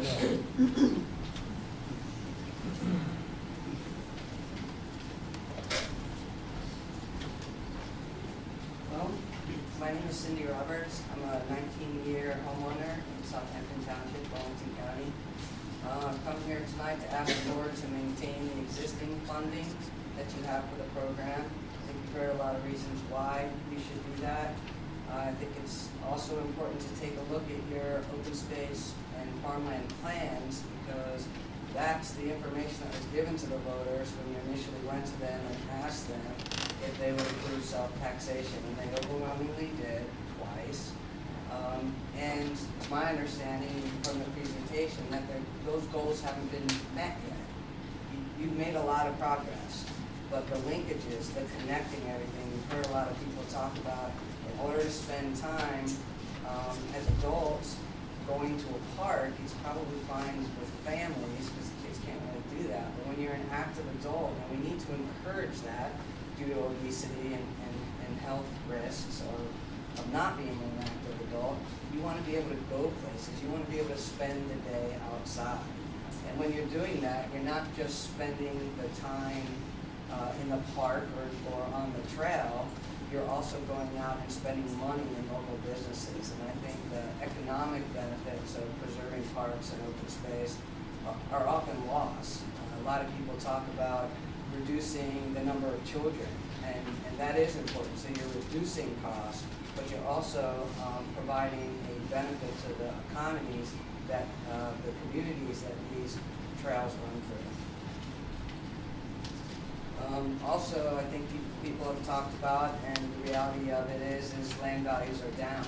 So at a time where you can pick up critical pieces, and in particular the linkages that are needed to connect the pieces together, it seems like it would be counterintuitive to want to reduce the amount of money that you have for that, because I understand that you're going to put some money into the program for each year, but the developers are also going to start putting money into restocking their inventory because they haven't bought land in a while, and I think the market showed that that's starting to happen.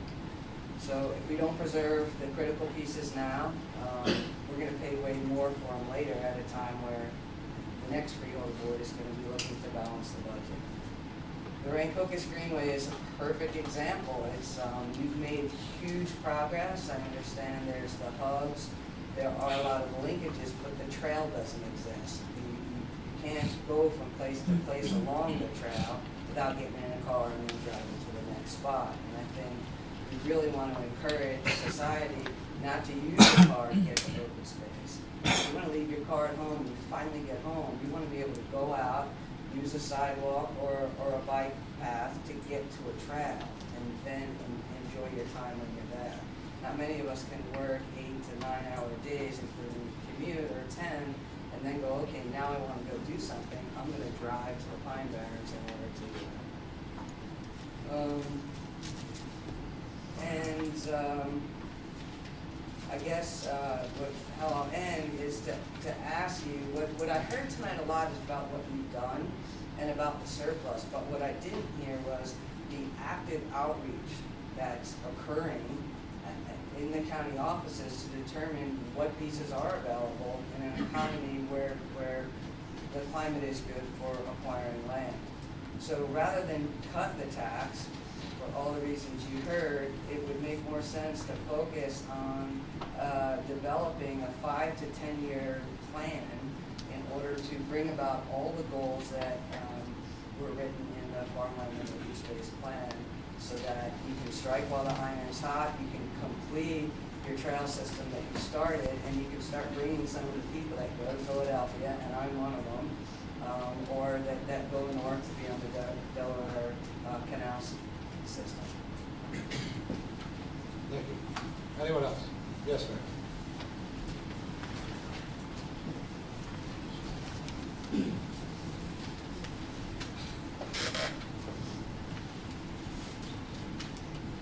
Jacqueline Rhodes, I'm with Pinelands Preservation Alliance. We're an organization that is a resident in Burlington County. We're located in Southampton.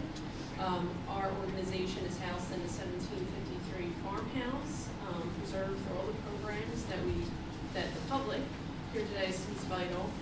It's also on 13 acres of what was once premium farmland that's now converted to grassland habitat.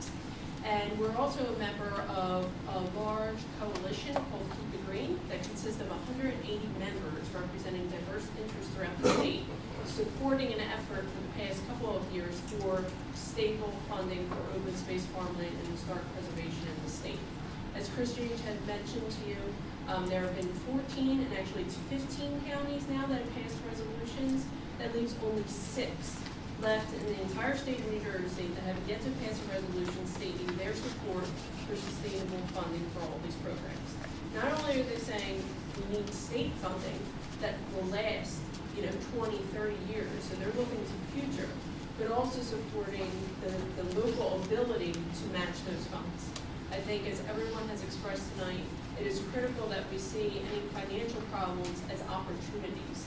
I think some of the major corporations started out at a time when there was a recession because they used that opportunity to garner their funds together, go out there, secure whatever assets they want to secure because they knew at a time nobody else was doing that. You have the opportunity to continue that legacy here tonight by retaining the tax, by using that to support state funds, and use that to continue that legacy forward because the Republic has said they want it that way. So I see this as an opportunity. I know it's hard to decide what things you value, but I think the public has shown you what they value and why they want to live in this county, as do our organization and Highlands and all the other coalition members that represent it. So I brought with me tonight a copy of the resolution that is passed throughout 15 counties throughout the state, and I hope that we'll use this opportunity as well to say to the state, we're going to match the efforts that you're going to put forward, hopefully, in the next couple of months. Thank you. Thank you. Any further public comment on public hearing? Yes, sir. Thanks.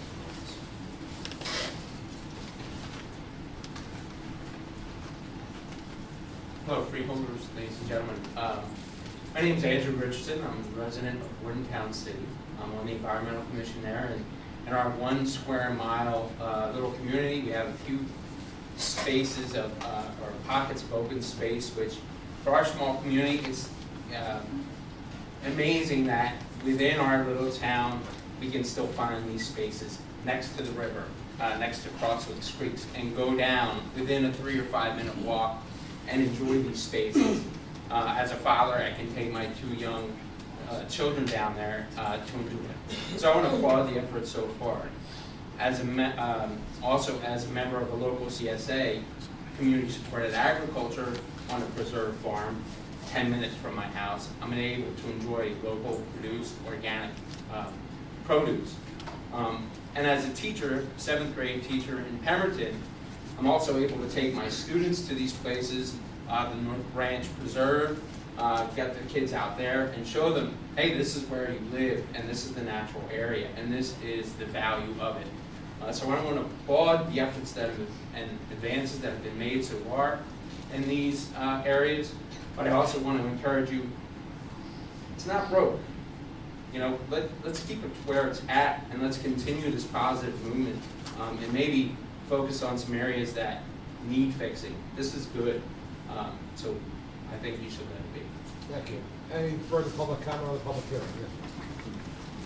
Yes. Oh, go ahead. I'm sorry. Sorry. I was stuck in the other room as well. I was listening to everybody, and I didn't know that I was really going to say anything. I know you guys are going to be here a long time. Dwayne Belton, Mount Holly, New Jersey.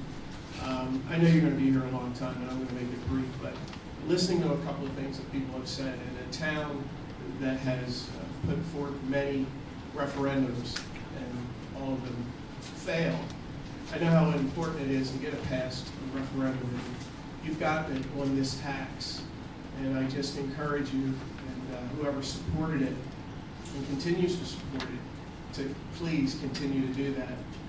The parks are important. I have young kids. We enjoy all of them. And I heard people talk about the bikes as well. And we go up to Washington's Crossing and ride the canals because we don't have that here. And I would encourage you guys to just to try to bring some of that in Burlington County. But keep up the good work. You're doing a great job. And again, coming from a town that has put forth many referendums and they've all failed, you've had one that has passed, and just take advantage of it. I hate to pay taxes, but this is one that makes sense. Well, thank you. And you guys are doing a great job with all the park systems. Thanks. Thank you.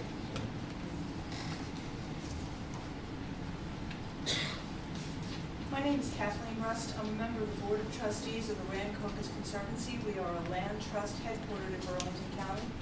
I would beg you, as a member of the board, to continue this tax.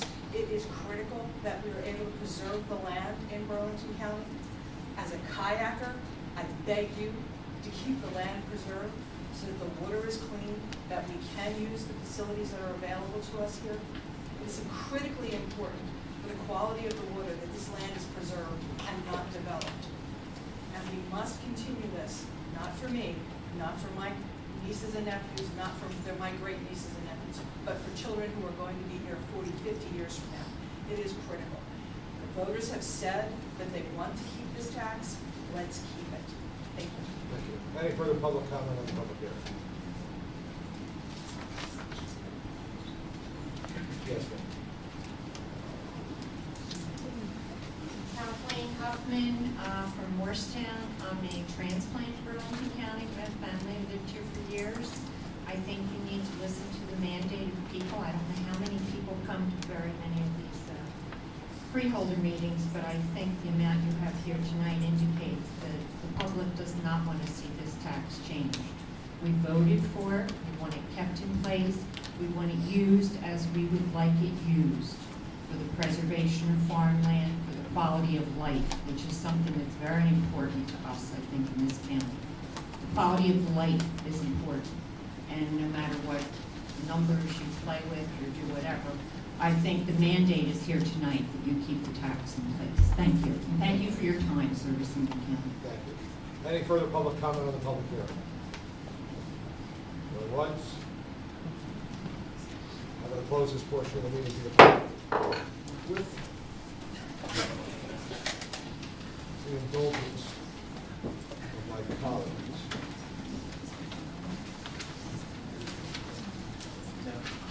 I am going, because we're not going to vote this in the consent, so I'm going to remove resolution number 10 from the consent agenda and relocate it up to now, quite frankly, rather than go to public comment on agenda items. So I've made that motion. Is there a second to that motion? Second. Okay. Any discussion? Is it clear what I'm asking? Put it on the discussion of the motion. Is it clear what I've asked?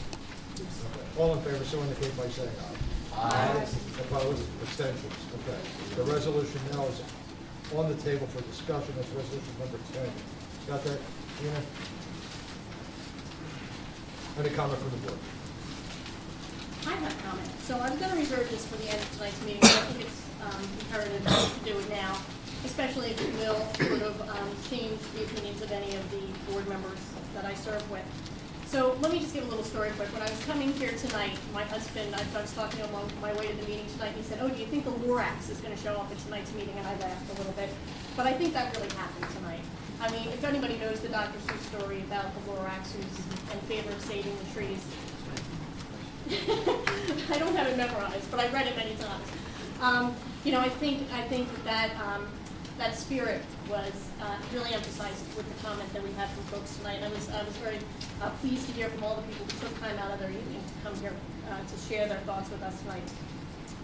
So first and foremost, while I would not be opposed to taking a hard analytical look at our open space program to ensure that we are accomplishing our established open space goals as responsibly as possible, I am not convinced that the proposed funding cut of more than 50% from the voter-approved 4 cents to 1.5 cents is based on sound evidence that establishes the sustainability of the county's open space goals through 2018 and beyond. Most troubling to me is the fact that it is claimed that we have a $48 million balance. However, my review of the budget that's proposed for introduction tonight on sheet 3D4 establishes that we actually have a $73,554,634 amount in farmland and open space debt, far exceeding the $48 million balance that must be paid off. Moreover, I feel that even if we do have a balance, we need to look to do more with that balance, as I think was expressed by so many people here this evening. Additionally, although it was represented to me both in my meeting on the budget process, as well as I think it came across in the Courier Post, I'm not sure if it was correctly demonstrated there or not, or represented there, but I think that there was a representation that this funding would not last more than a year. However, I see no evidence to establish that this is in fact the case, and this is further troubling to me. The open space, farmland, and historic preservation plans as currently adopted extend to 2018, 5 years from now. I think it would be irresponsible not to heed our duty of proceeding with funding that considers the open space, farmland, and historic preservation plans into 2018 and beyond as has been adopted. I don't want to drag this on too long, so I'll just close by saying that open space, farmland, and historic preservation are a true pride for us here in Burlington County. I think that was expressed over and over again tonight. Not only tonight, but also by the people who have voted for open space here in Burlington County again and again. I did not hear one person tonight that came out and spoke in favor of reducing this tax, and I think that that's very telling.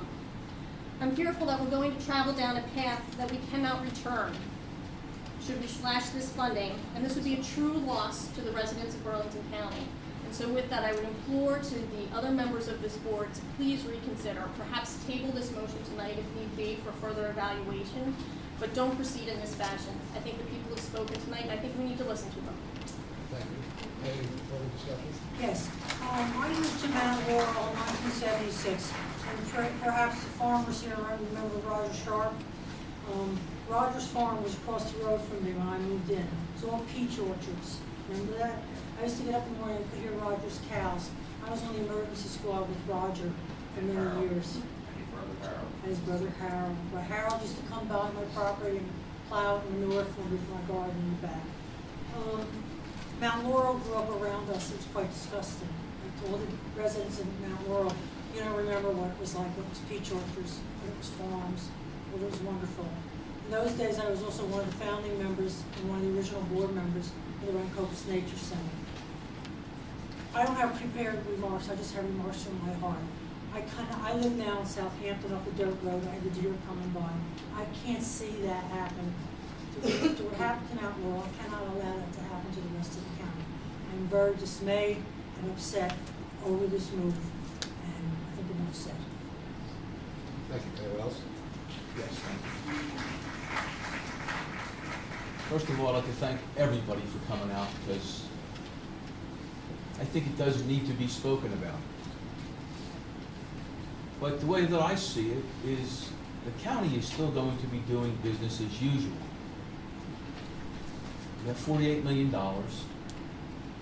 We just gave approval tonight for about 170 letters to go out tomorrow to farms in Burlington County that qualify for our land purchase project. Right, Mary? Farmland preservation, about 170.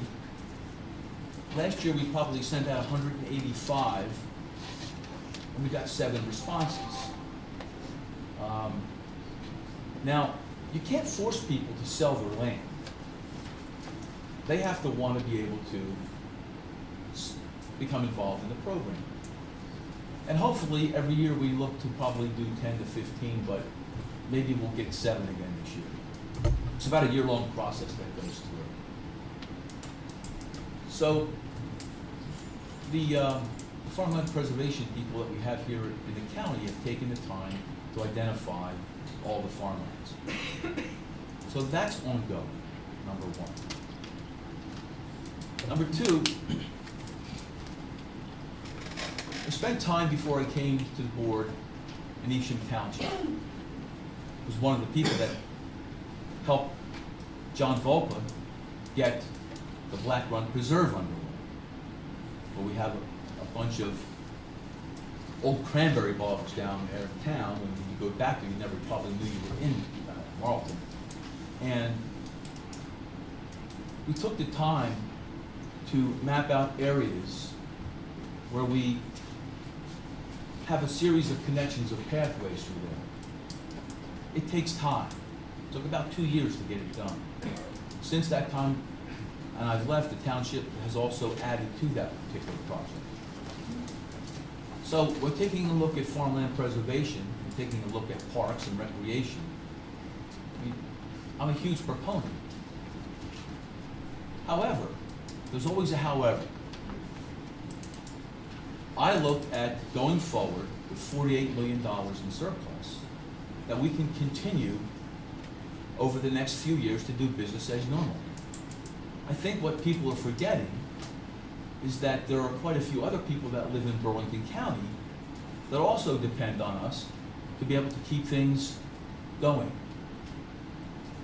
It's a huge thing. So we can't shirk our responsibility to everybody else. However, we can and we will continue to work on our county park system, preserve farms, land, open space, continue to do whatever we can, go for grants, get money to be able to finish that trail system. But at the end of the day, we still have to be responsible. So I see this as moving forward, maybe just a temporary situation. I don't know. Because I know what we do is last year at the same time we reviewed this. And we voted to keep it at 4 cents. This year we're reviewing it and we put forth this resolution. And I'm sure the director will cover this problem as well. By statute, you have to review this every single year. And that's what we're doing. Thank you.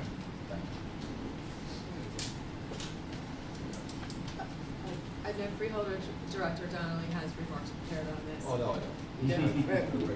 They're right there, so I don't want to belabor any points you may be making, but I just want to reiterate one piece of information, that one, this is by law, we must set this rate every year, and that it will be revisited every year and voted upon.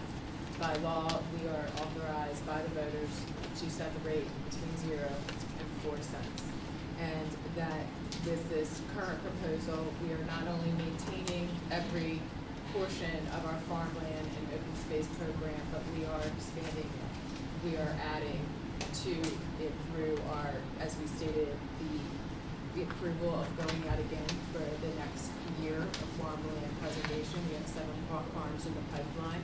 We are adding the Mount Holly Library to our system, and we're entering into an agreement with the we have entered into an agreement with the Rancho Nature Preserve. So we are extremely committed to the open space programs in Burlington County, and this year we are not only able to meet our commitments, but we are able to expand them by setting this tax rate. But thank you for coming out this evening. It is very important part of the dialogue that will continue every year. Good evening, everyone. $48 million, I think we'd all have to admit, is a heck of a lot of money, and we'd all like to have a piece of that for either our interest or our farm or in our personal lives. We have a commitment here to balance the needs. We look at what we have succeeded in doing, both this board and its predecessor boards, in farmland preservation, in open space preservation, in parks development, and in historical work. And it's a pretty significant accomplishment. And quite frankly, our predecessors have done far more than we have ever accomplished, as we are much newer to the board. The statistics are pretty impressive. A couple pieces of things I do want to clear up is, in fact, that this would have to be voted each and every year. You know, Roger and Fritz had said something, well, maybe this was a 2-year thing. We have to take this step on an annual basis to evaluate the tax, which has been said by others. So that's where we are this year. We're evaluating the 2013 situation. With $48 million in the bank, we have an excess of funds in terms of the programs that we need for the next few years out there. We typically spend around $19 million, Mary Beth, correct, on an annual basis. This year, our budget is for $22.5 million to be spent on all of our programs across the board. It will impact that surplus number by roughly $12 million. This time next year, the board that is here will gather and discuss what they should do moving forward. I heard a comment earlier that the tax will never go up, that this board may not vote to do that. I find that troubling, in that this board has been tasked with making several difficult decisions, at least over my tenure here for 6 years, and the other board members, shorter than that, have been tasked with making several difficult decisions. If in fact they can't vote to preserve what is the premier program and to expand what is the premier program in the state of New Jersey, if not one of the premier programs in the United States, then I would say shame on my colleagues in that point of time when that comes. But today, I for one, we will vote this, but I for one feel that we have a surplus, that we need to reduce the burden on our taxpayers. We represent all 450,000 residents of this county, and a lot of them need tax relief right now, knowing that we can make this program continue, and we are expansionary this year. We could be expansionary next year without impacting a single program, but impacting the lives of the residents of this county. I feel compelled to represent all 450,000 residents. At this time, I will entertain a motion. I will actually move the motion on resolution number 10. Is there a second? Second. Moved by Freeholder Donnelly, seconded by Freeholder Howard. All in favor, so indicate by saying aye. Aye. Opposed? Opposed? Abstentions? Resolution is adopted. No, we're gonna move on. Joe Musco. Take a break. All right. We'll adjourn for 5 minutes. 5 minutes.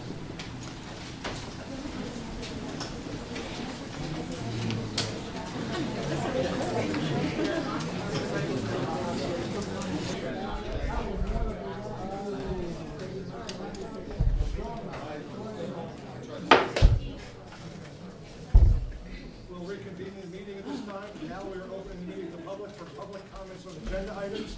I'm going to refer back to the list first and then work my way from there. Mr. Milani? Later? Yes, sir. Okay. Christian Brown? Okay. Melody Kenfield Gasco? Later. Okay. Anyone seeking to make public comment on agenda items? Lois?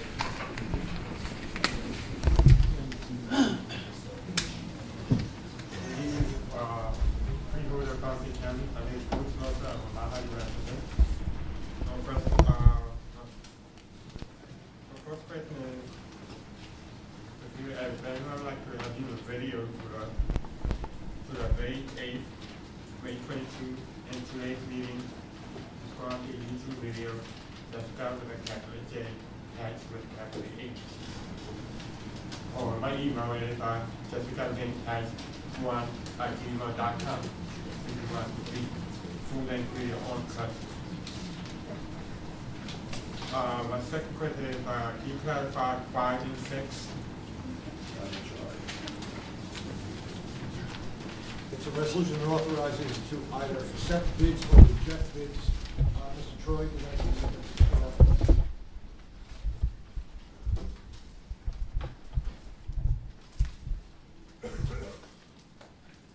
There was one contract that was awarded. It was for the transportation of wastewater in the amount for $1,198,950. 6? 6, I mean, quite simply what it says, it gives us the authority to create a pool of energy consultants. So when we have an energy savings type project, and we require a consultant on the project, we now have a certified list of firms that are qualified to do that work. Question number 12. This is a boilerplate agreement for the Workforce Investment Act training program, and it's administered through the One Stop Career Center, and it allows them to have boilerplate materials on hand to work with prospective vendors, and so they are able to provide training services for potential employees. And 21. Let's see here. This is a change order from Edwards Cray, in the amount of $9,556. It's a decrease. And we have a project which is the Burlington County Safety Project. It's a phase 2 project. Is that one of the circles, Joe? No, that's it. It's one of our traffic safety projects, normally on intersections and our fiber optics. The project's been completed, and as you stated, the amount of the contract is being reduced by almost $10,000, and you would also be setting the acceptance date of the project. And final one, number 22. Two? It has to do with the same project. That's for number Except there's a K. decrease of $20,000. For number K, at the last I did a thing posted last time for election for court service, that thing, he paid out. The same person who applied for who used to have no record, that one I emailed like several months ago. Doesn't want the beginning of the year, so I want to apply, at the first service, hopefully to, consider me. Like I say, energy green favorite, it's a meeting project, we don't fight for it. Okay, thank you. Thanks, Louis. Any further public comment on the agenda? Yes, sir.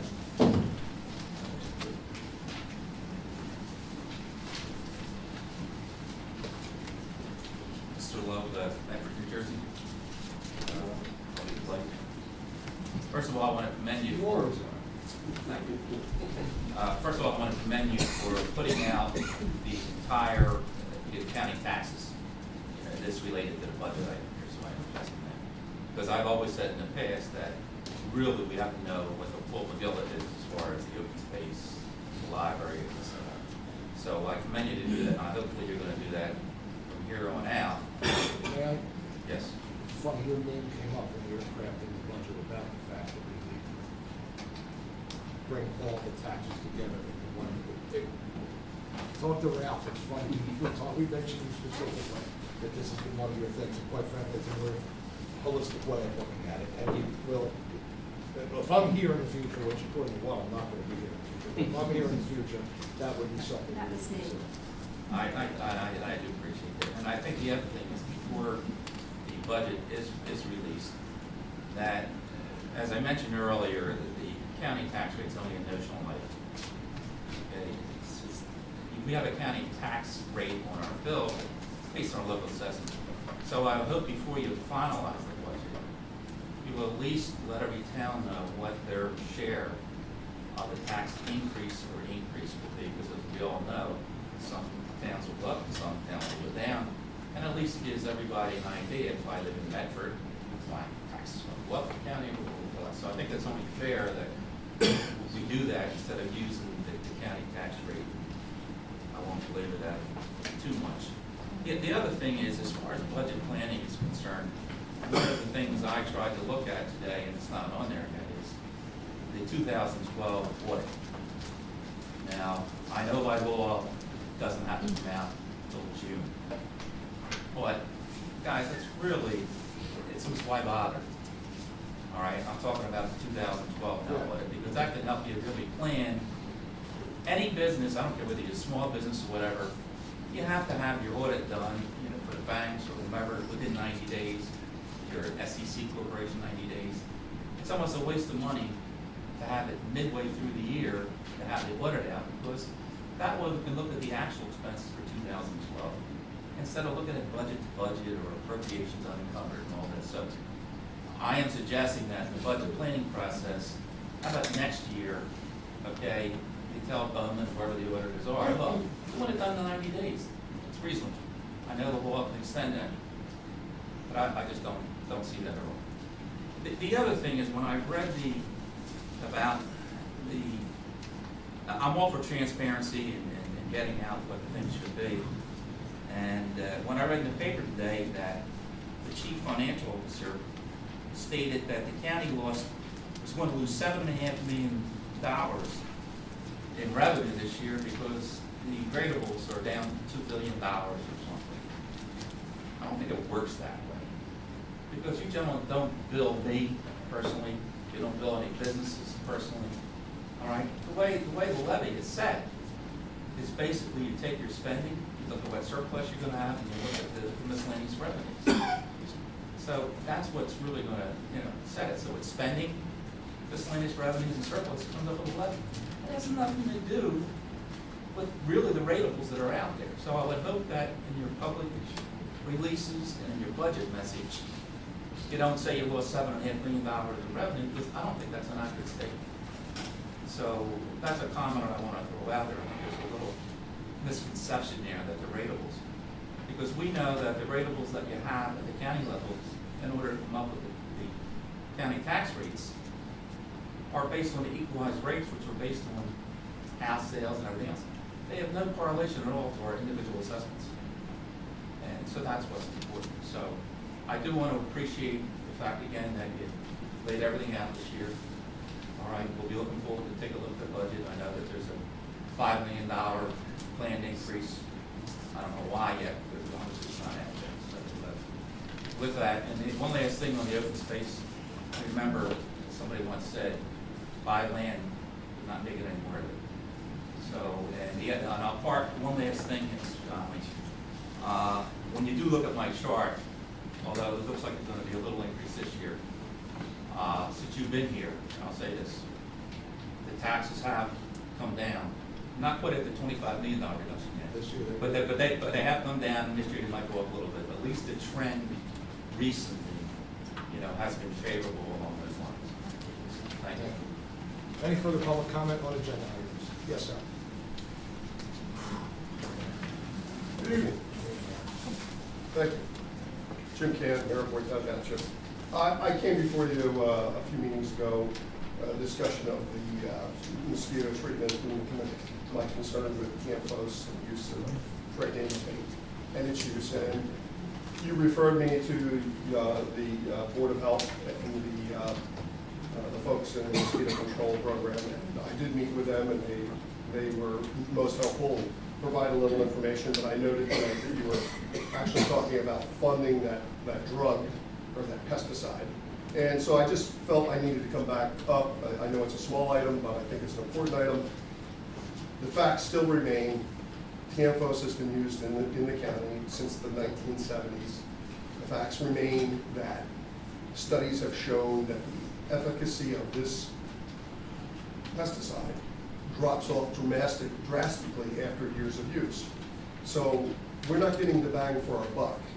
We're just dumping a pesticide in our in standing water that's killing actually beneficial life that actually eats mosquito larvae, but is really not doing much to help the problem, because as I said, if you remember, the graph shows that it drops off, its effectiveness drops off tremendously. To me, the most important part of this is most of your mosquito complaints are about the Asian tiger mosquito, which is the one that carries West Nile virus, which is the main vector of West Nile virus. And that is not affected by the use of this pesticide at all, because this is the one that's found in people's backyards and their flower pots and their gutters when they aren't clean. You would be better off spending the money, diverting it from TMFOS or UP8, and putting that into educating the residents of this town of how to avoid breeding the Asian tiger mosquito, which is the one that they are complaining about. It just, to me, it's common sense. You're throwing good dollars, and you're really not getting the return that you need. And it's not a lot of money, but it's still money. You are using BTI, you're using mineral oil. Those are all effective in suppressing mosquito populations. You're using them enhanced, but it's a very good and appropriate way to do it. But the use of this drug, I just don't see how you're getting anything out of this except to say that you're spraying a pesticide, and it's not effective. Thank you. I don't want to speak for Freeholder Schwartz or Eve, but my recommendation is to explore alternatives. I was gonna move to have this removed from the consent agenda. It's because I your, want to discuss it it's your when we get to resolution, it's it. not mine. Okay, thank you. You're welcome. Any further public comments? Yes, sir.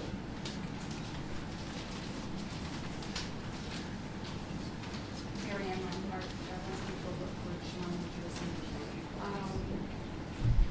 The introduction of the 2013 budget, how much money did the Bridge Commission award the county in this budget?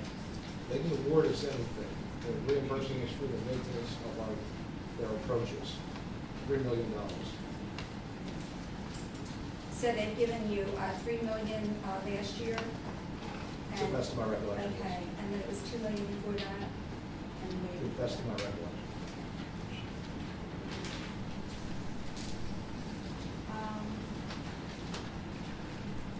Number 7, approval for the execution agreement between the prosecutor and assistant prosecutors. This does not include the detectives and the investigators that the court said should get 25% increase. No, this is for the assistant prosecutor. Okay, so they're not included in this. Only the assistant prosecutor. Okay.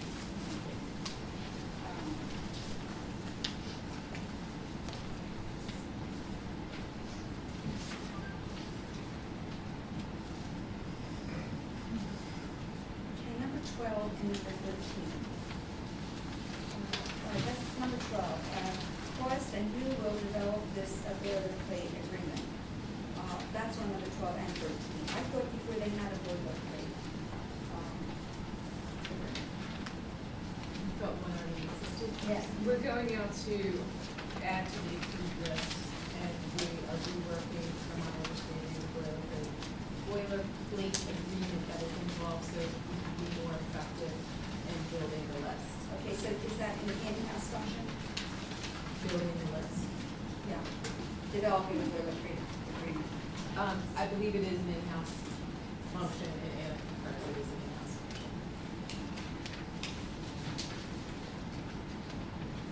Number 14, the loan approved for Mission First Housing, and for soft cost explained. The amount, the corporation is an active developer for Burlington Senior Apartments in the amount of $540,000 for soft cost, to partially fund the construction. What are the soft costs, and in the event that anything should happen, could we recoup those costs? Because we're no longer an asset. Is this under the home program? It is under the home program, so we will be no lower than second lien position, is that correct? On all home loan program funds. So we are guaranteed the money. On the soft monies, you're guaranteed that $540,000. We are in second lien position. Yes, and more than fully secure on the project. All right, number 19, agreement with various forensic pathologists. My question, are these pathologists at the current pool of professionals? We, at our last meeting, passed a resolution to create the pool, and this is just going to adopt the agreement tonight.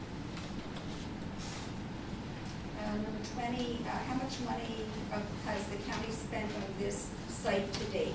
And what that is for the remediation system, procurement installation for the Burlington County Highway Garage number 9, which is on Maple Avenue, because that was ongoing 3 years when I was here. So how much money has the county spent? The current budget for the remediation system is $500,000. I do not know what has been historically spent. We don't have, we know. Oh, you don't know. On this change order number 21 and 22, this McCray, is that the first and only change order? The reductions? These contracts? I don't know, Joe, is it first or the second? I'm going to say based on the wording that it is the only change order. Right. Probably because it's at the end of the job and it's giving us money back, correct? That's correct. So you don't know if it is or it isn't the only change? I thought I remember them making. Well, normally when you have change orders, Yeah, for increases. increases. Yeah. So, at the end of the day, if I'm getting a change order at the end for a decrease, that's a good thing. Okay, initially, what I'm trying to get at is, why was it reduced? Was it due to man-hours? Was it due to changes in the contract? Could be Was anything, it, all of those things, all of the above. you don't know? This number 24 is the condemnation proceedings, easement for acquisition. This is in Medford. In here it states Department Road Wilkinson and Roads. It's new work. What is new work? What's performed?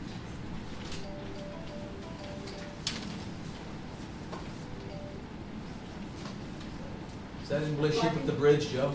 No, this is, I believe this is for the Wilkins Road Where does it say project. new work?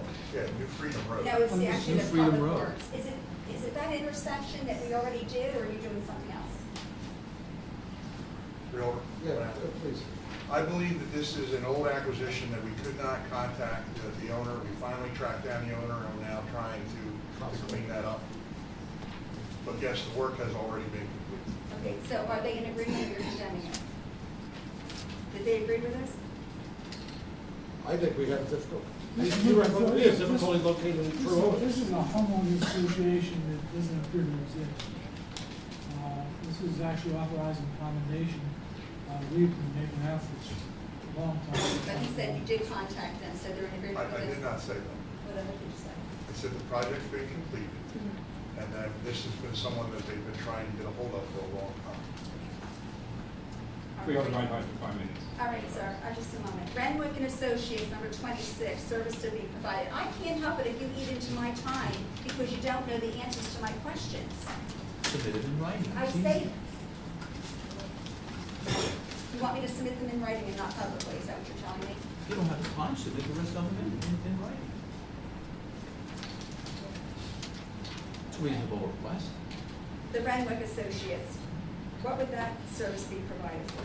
The traffic signal? The relocation of a traffic signal at the intersection of Rancoke is Road and County Route 541. He's an appraiser, I know that. So is he moving the traffic light, or what is his service being provided?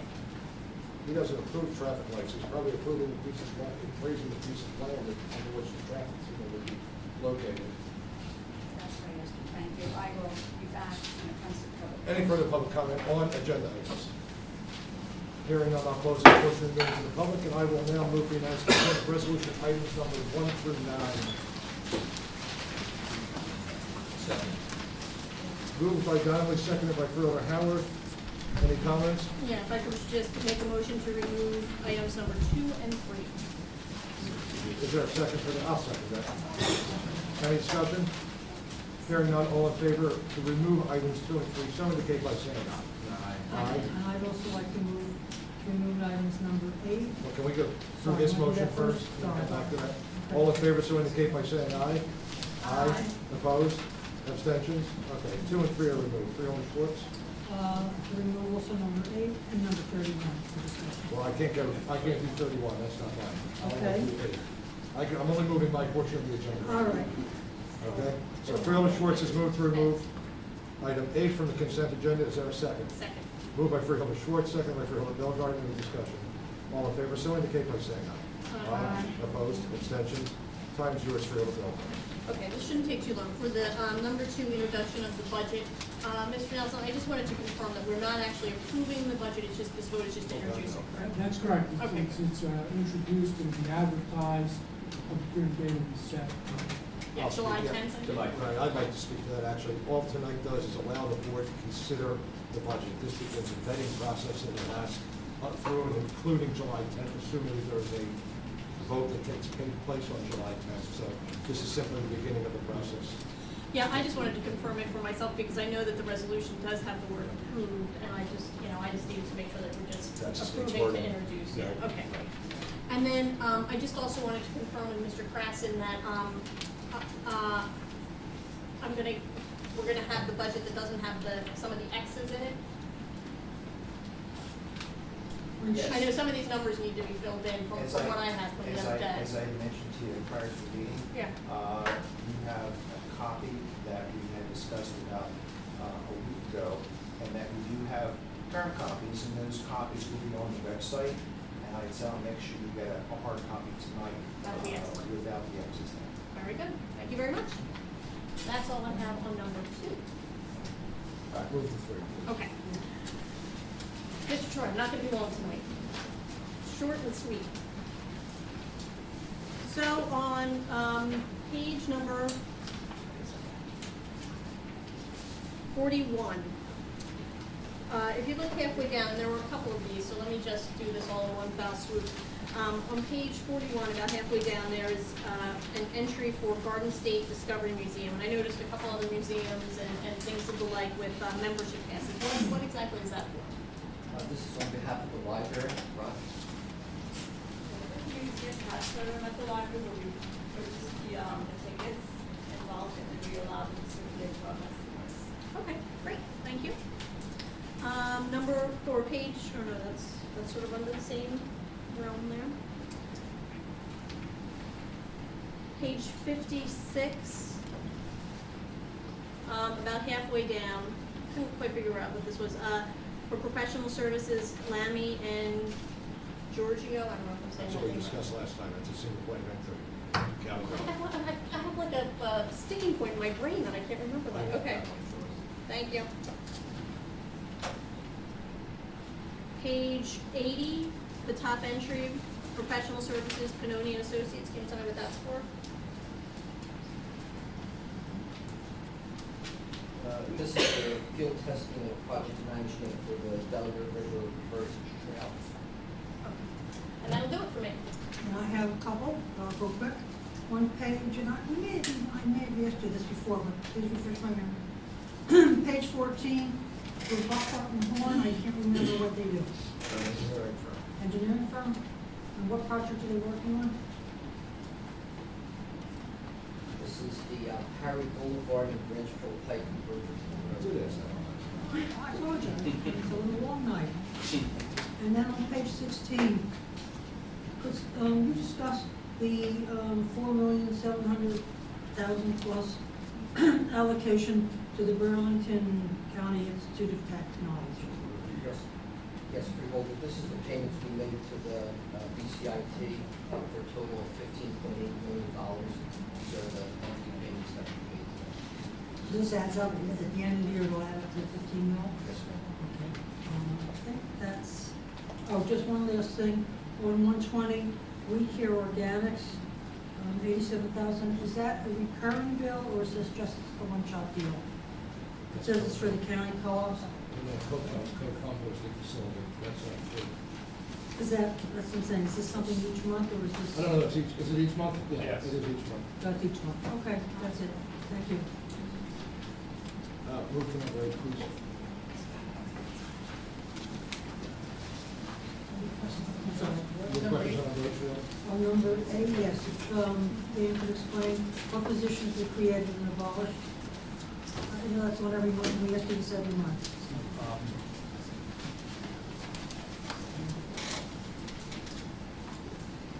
Okay, we were actually pretty busy over the past month or so. So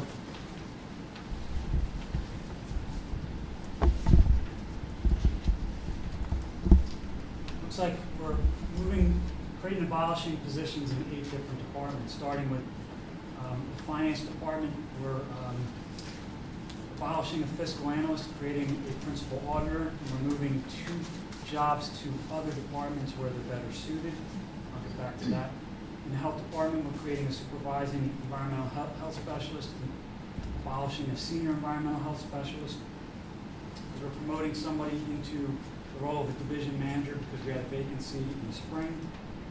We have a number of changes in the Department of Human Services. We're creating a site manager full-time for the nutrition program, and we're abolishing a keyboarding clerk 3.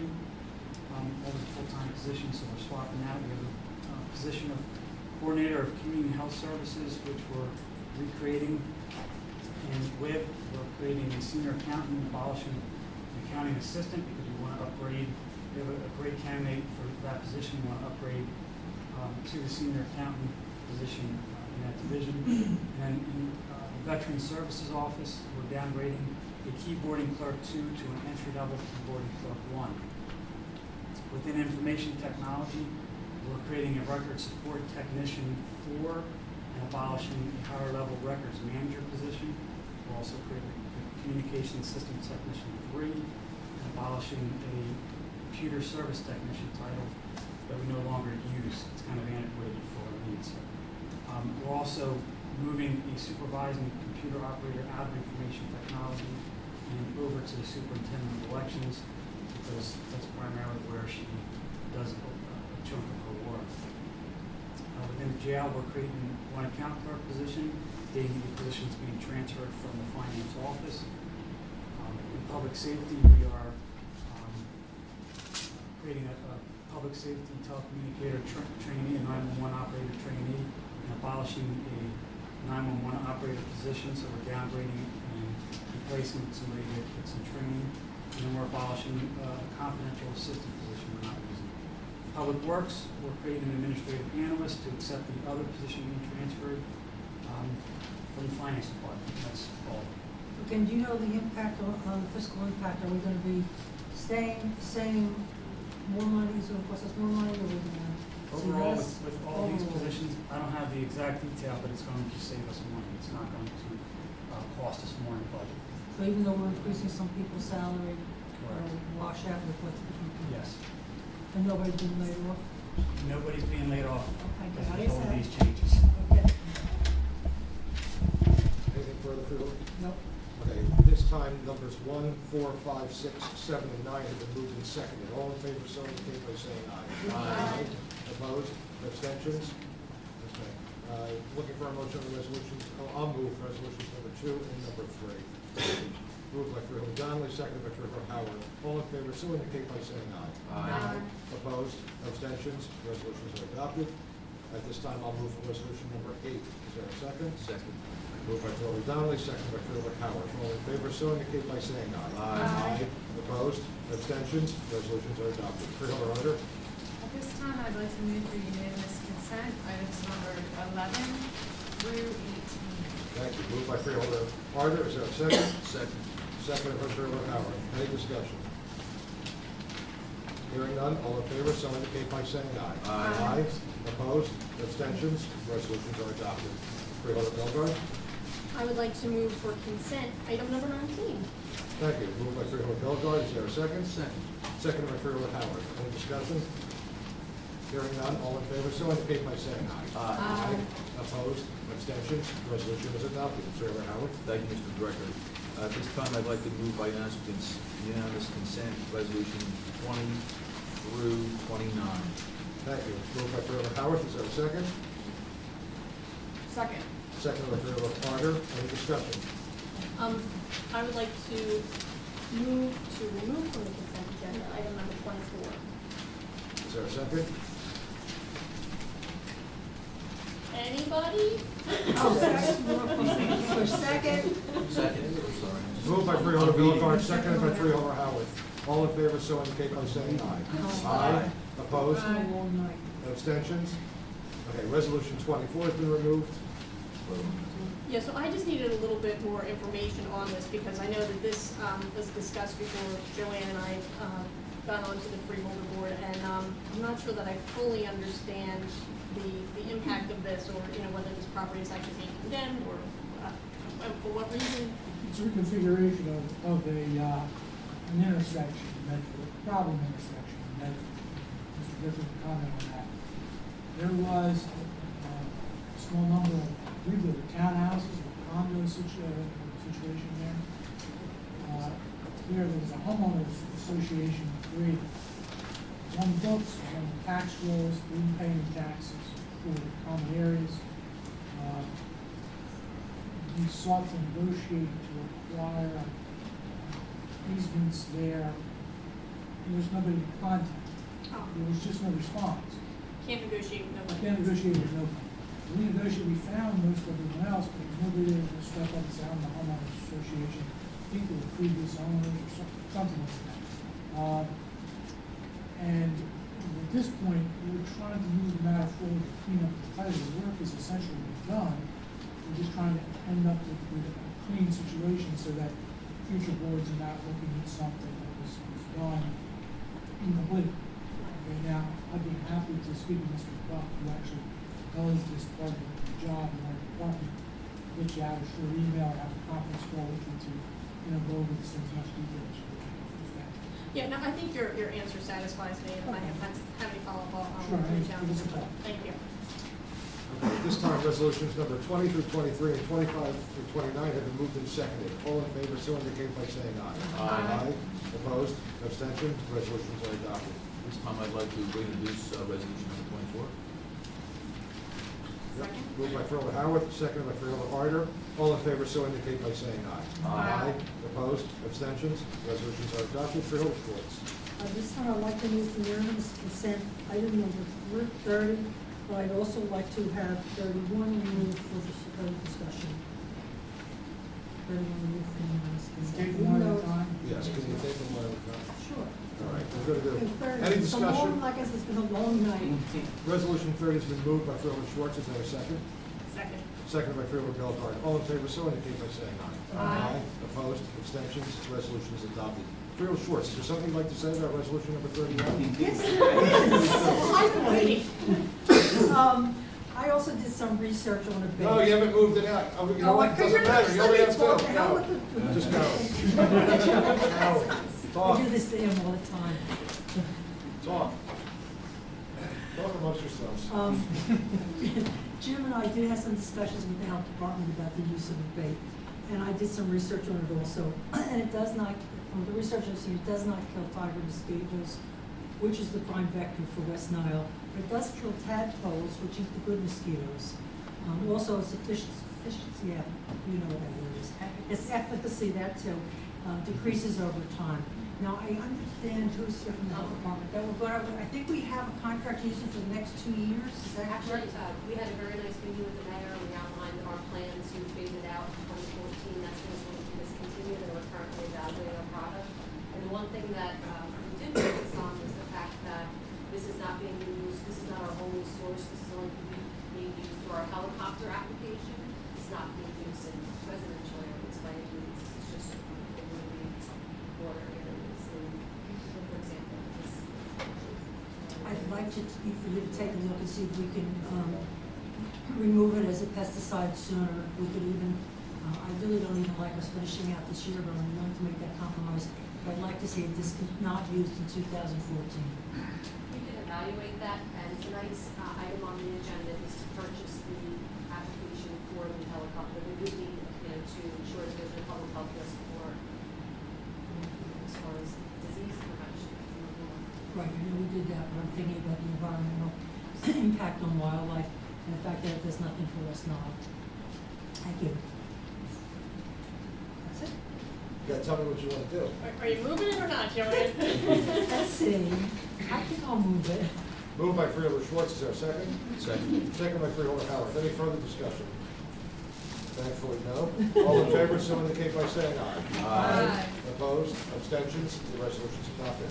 There exists a need for a nomination election to the Board of Social Services. Are there any nominations? I'll open the floor this time.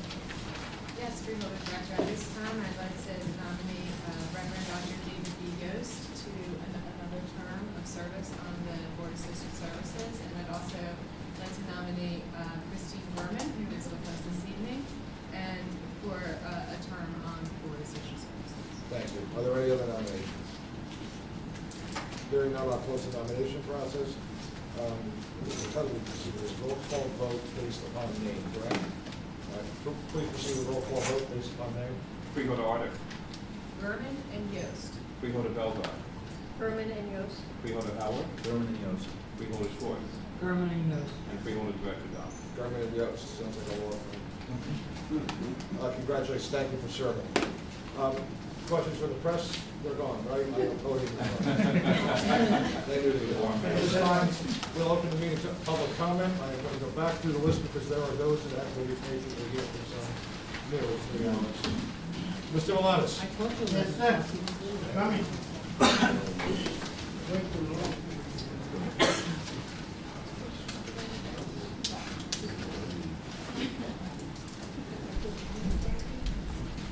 Aquí el directo, al board of freeholders, came here 2 or 3 meetings before, and my complaint is still there, that too many people killing themselves in the service. And we teach them, kill, kill, kill. But we don't find a way to take care of them when they come back. We just drop them. Right now, we got a lot of people homeless, a lot of people killing themselves, and we not doing nothing. I wonder what we're gonna do. Asking all the freeholders, what are we gonna do about this? We have a pretty comprehensive program here in Burlington County. We you do have the PTSD clinics, which I think you're aware of, that we operate these ones. Yeah, but don't work. Well, I mean, I'm not a professional in that field, I don't feel that I'm qualified to say whether that will work. If you are, that's a different circumstance, but I don't feel qualified. I don't say I am, but I was in 2 wars, and I know people that come for the war, we have to talk to them. We have to train them. And we're not doing nothing about it. The military, we throw them out. And when they come out, we don't care. And we have to do something about them. And I like to, if you can make a meeting with the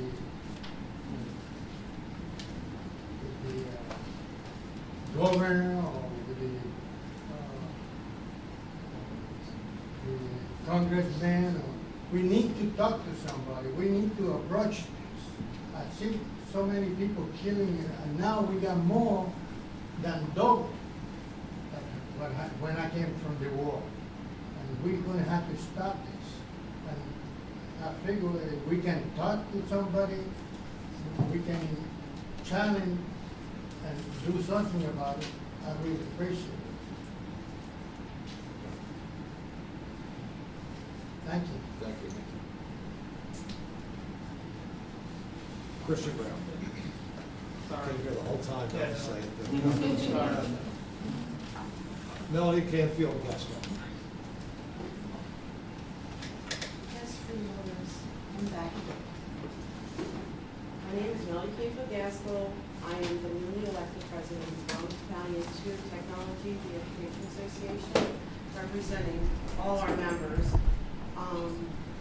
We're here again to present our frustration over not having a contract. Our members have attended board meetings, Board of Education meetings, freeholder meetings, in an effort to bring about a fair resolution to our contract negotiation. It's been 713 days since our contract expired. Mr. Donovan, why do you not compare apples to apples when you discuss rates in the Burlington County Times? You stated in your commentary article dated June 6, 2013, that we wanted a raise that is radically different than the county. No, what we want is a rate that's consistent with other teachers' union salaries in the county. When we compare salaries with other teachers' unions in the county, what we ask of our board is not even close to what the other teachers are getting. The settlement rate for teacher salaries are well over 1.75%, as you were suggesting we settle for. The state Board of Education says the rates for the past year are 2.31%, and for next year, they're 2.23%. NJEA research shows 2.52 and 2.39. These are not made-up numbers, these are facts. If you're a taxpayer without a government-funded pension and health benefits, how much would you believe is reasonable? Those are your words, Mr. Donovan. You stated as though, you state as though it was a fact that we're not contributing our fair rate for health insurance. We contribute every year at a rate that continues to cost more and more because of legislation, not because of what we've negotiated. Teachers have never failed to pay their percentage of the pension benefits. It's the government, i.e. the state, that has grossly underfunded the pension and has not put their percentages in until recently for approximately 17 years. The freeholders do roughly contribute 48% of the school's budget, not the 50% that was alluded by Mr. Donovan in the Times. This contributed amount has been the same since 1996, which I'd like to throw in a question. That last allocation, the BCIT, was at the end of the 15 million? That It may be, because their year starts July 1. It may be. Mr. Presser, Mr. Troy, are you aware? The fiscal years cross, they end in June in the end, so we make payments, but this satisfies their calendar year 12-13 budget requirements. What the public may not know is that BCIT does receive monies from the freeholders yet this board does not distribute the funds in a timely fashion, thus resulting in BCIT having to take out bank loans at least for the past 2 years in a row. And BCIT has to pay back those loans with interest, which could, if we didn't have to do that, it would be teacher salaries. You settled one of the county's largest unions for 1.75. You stated that historically this sets the standard. Maybe history should be rewritten. Are there facts to show that the teachers in this county have historically settled for the same rate as the largest union? We ask, why would you put such a negative public comment about BCIT and not wait for the fact-finding report? You stated that you do not meddle in our contract, yet we all understand that freeholders do have the influence over the Board of Ed because they are appointed by you. We believe a fair contract is possible, and the elements of that contract between the board and the association were mediated at a fact-finding session by the fact finder having heard all the facts. Meanwhile, our contract is expired, but our optimism is fair. We want to settle a contract. We're hoping that this board will back the recommendations of whatever the fact finders finds and let our members know that the process has worked and it's time to move forward. We still ask who decided that even though the difference is small, the settlement is not going to happen. Okay, because we're here and the board didn't do it, you didn't do it, so I'm guessing it's the aliens. Why would anyone allow another school year to end on such a negative note when there could be a closure and planning for a new school year rather than planning for a new crisis coming back? The staff has earned a fair contract and we would appreciate that. Thank you. Any further public comment? Louis?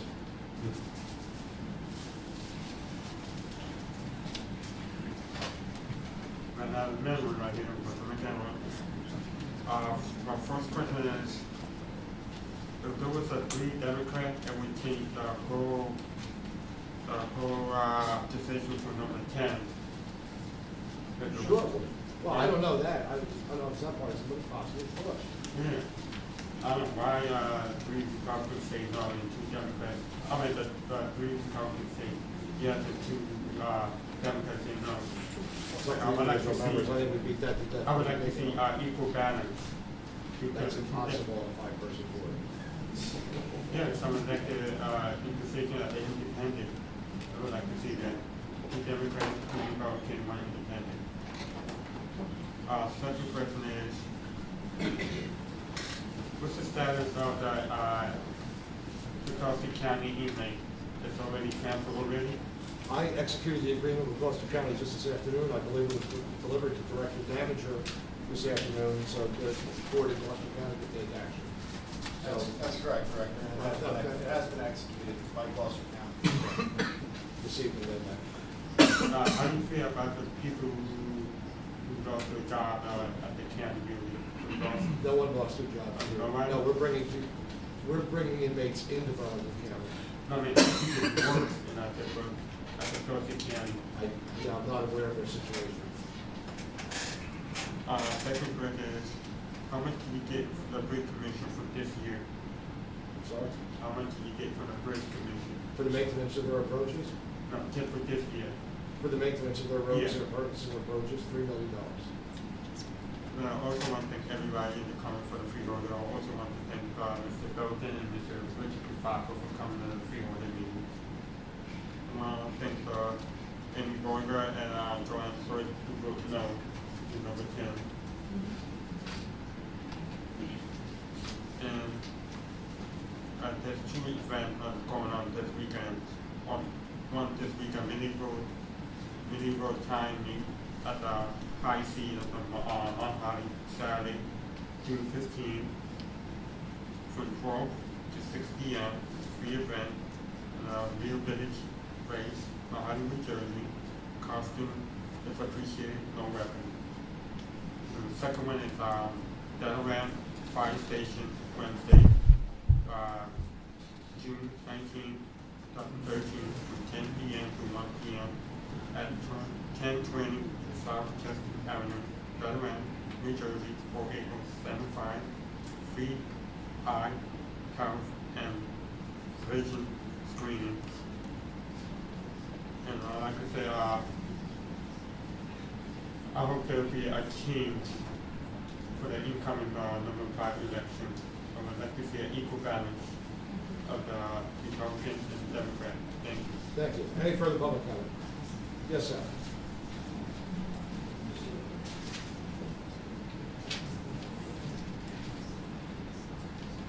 Michael Kane, President of Mount Holly, and I represent the Burlington Township Historic Trust.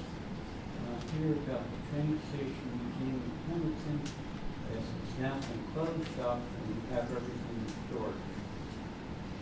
I want to know if the freeholders are allowed to operate it once they take over. That would be a board, the decision that the board makes at the appropriate time. I wasn't aware that everything was in storage. I didn't know that. Well, the mayor evicted us, either they would take it out and sell them what was there. Well, We I'm had pleased to no know that choice. in fact you're able to get everything now. Yeah, no choice, we're against the wall. We're still against the wall, the fact that we have everything stored, including climate control storage, which have put many items. Also, the train cars are still up in the air, and we would like to sell them for scrap. And they're historic items that belong to Burlington County. What did you say, they belong to Burlington County? They should belong in Burlington County.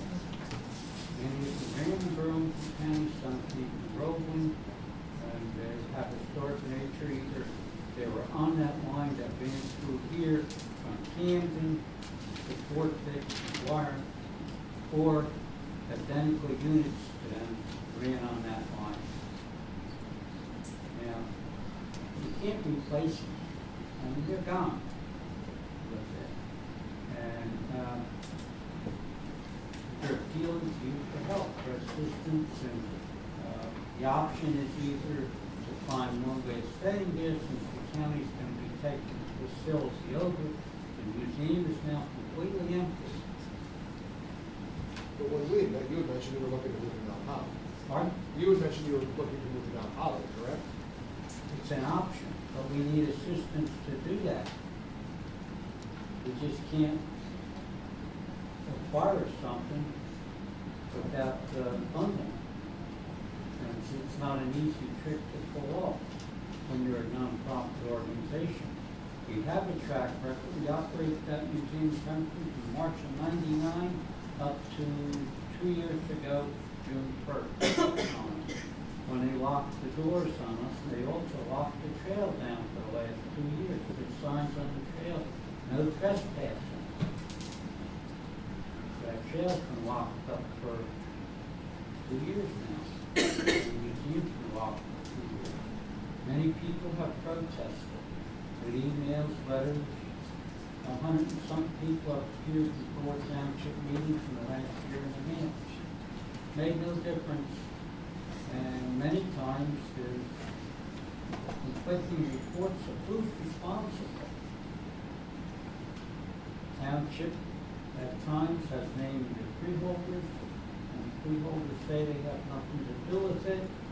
We don't know what's going on. Well, I think it's difficult to say to the county in that we neither own title to the building nor the rail cars that are there. That's not ours. They contend that there's a contract for the county to take over the station and the trail. And it was also mentioned publicly, it was even in the news media, that the county wanted the cars removed from there before they took it over. I'm just telling you what's in the press and what's been told publicly at public meetings. And it's all related. The point is, we're stuck in between. We have large collections that affect this county and affect South Jersey. And they're either going to be moved some other place, and it's to be a shame to move them out of the county. We've never had any public funding from the township when we were there since March of '99. We have no budget offer. They paid the $6,000 or $7,000 a year for utilities, and that was the extent of it. There was not even supplies for the public restroom, which had to be there because it was a rail to trail. So now I'm coming before the freeholders tonight to see what they can do about it. We'll take a look at it. Pardon? We'll have to take a look at it. I asked you, when we met, I said I would need a detailed business plan before I could take anything back to the board.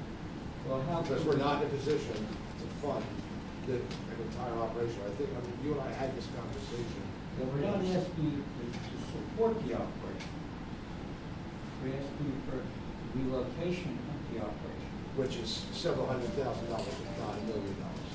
Just to move the rail cars would be hundreds of, no? It's the total up with the acquisition of the station plus the transition of $228,000. I'd like to see the quotes and the estimate. Pardon? I'd like to see the quotes and the estimate. I'd be glad to meet with you at any time. Thank you. How soon could it be done? As soon as you have quotes from folks that are showing that, it'll be done. It'll be done on your Wednesday and Friday. Okay, thank you. Thank you. Any further public comment? Yes, ma'am.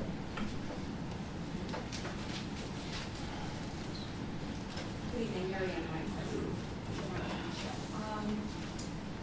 I encountered a serious safety hazard. It's in Springfield Township. It's a crosswalk. It's in front of the community center. And that area was used with county funding to open space, make it a parking lot there. And they have a nice crosswalk, but there's no flashing lights, there's no forewarning, and that's a high-speed road. I was going to breakfast there the first Sunday in June, and nearly got flipped both ways because the people don't even slow down. So it really needs to have flashing lights for in advance of it, or it has to have signage before they're telling people that they need to reduce their speed. It's a very serious situation, and most people are my age or even older going to that breakfast the first Sunday of every month, except for the next 2 months in the summer. Also, I'd like to know, have the cameras been installed at the jail? It was recommended that cameras be installed in the jail after that inmate was assaulted. Have they installed cameras? We always have cameras. It's in the process? Additional cameras. We have cameras, we've always had. Yes. Well, the additional after the inmate was assaulted. So it's in the process, meaning what? You're designing, it's scheduled to be, Please, comments to- well, I did. Mr. Bemke, are you?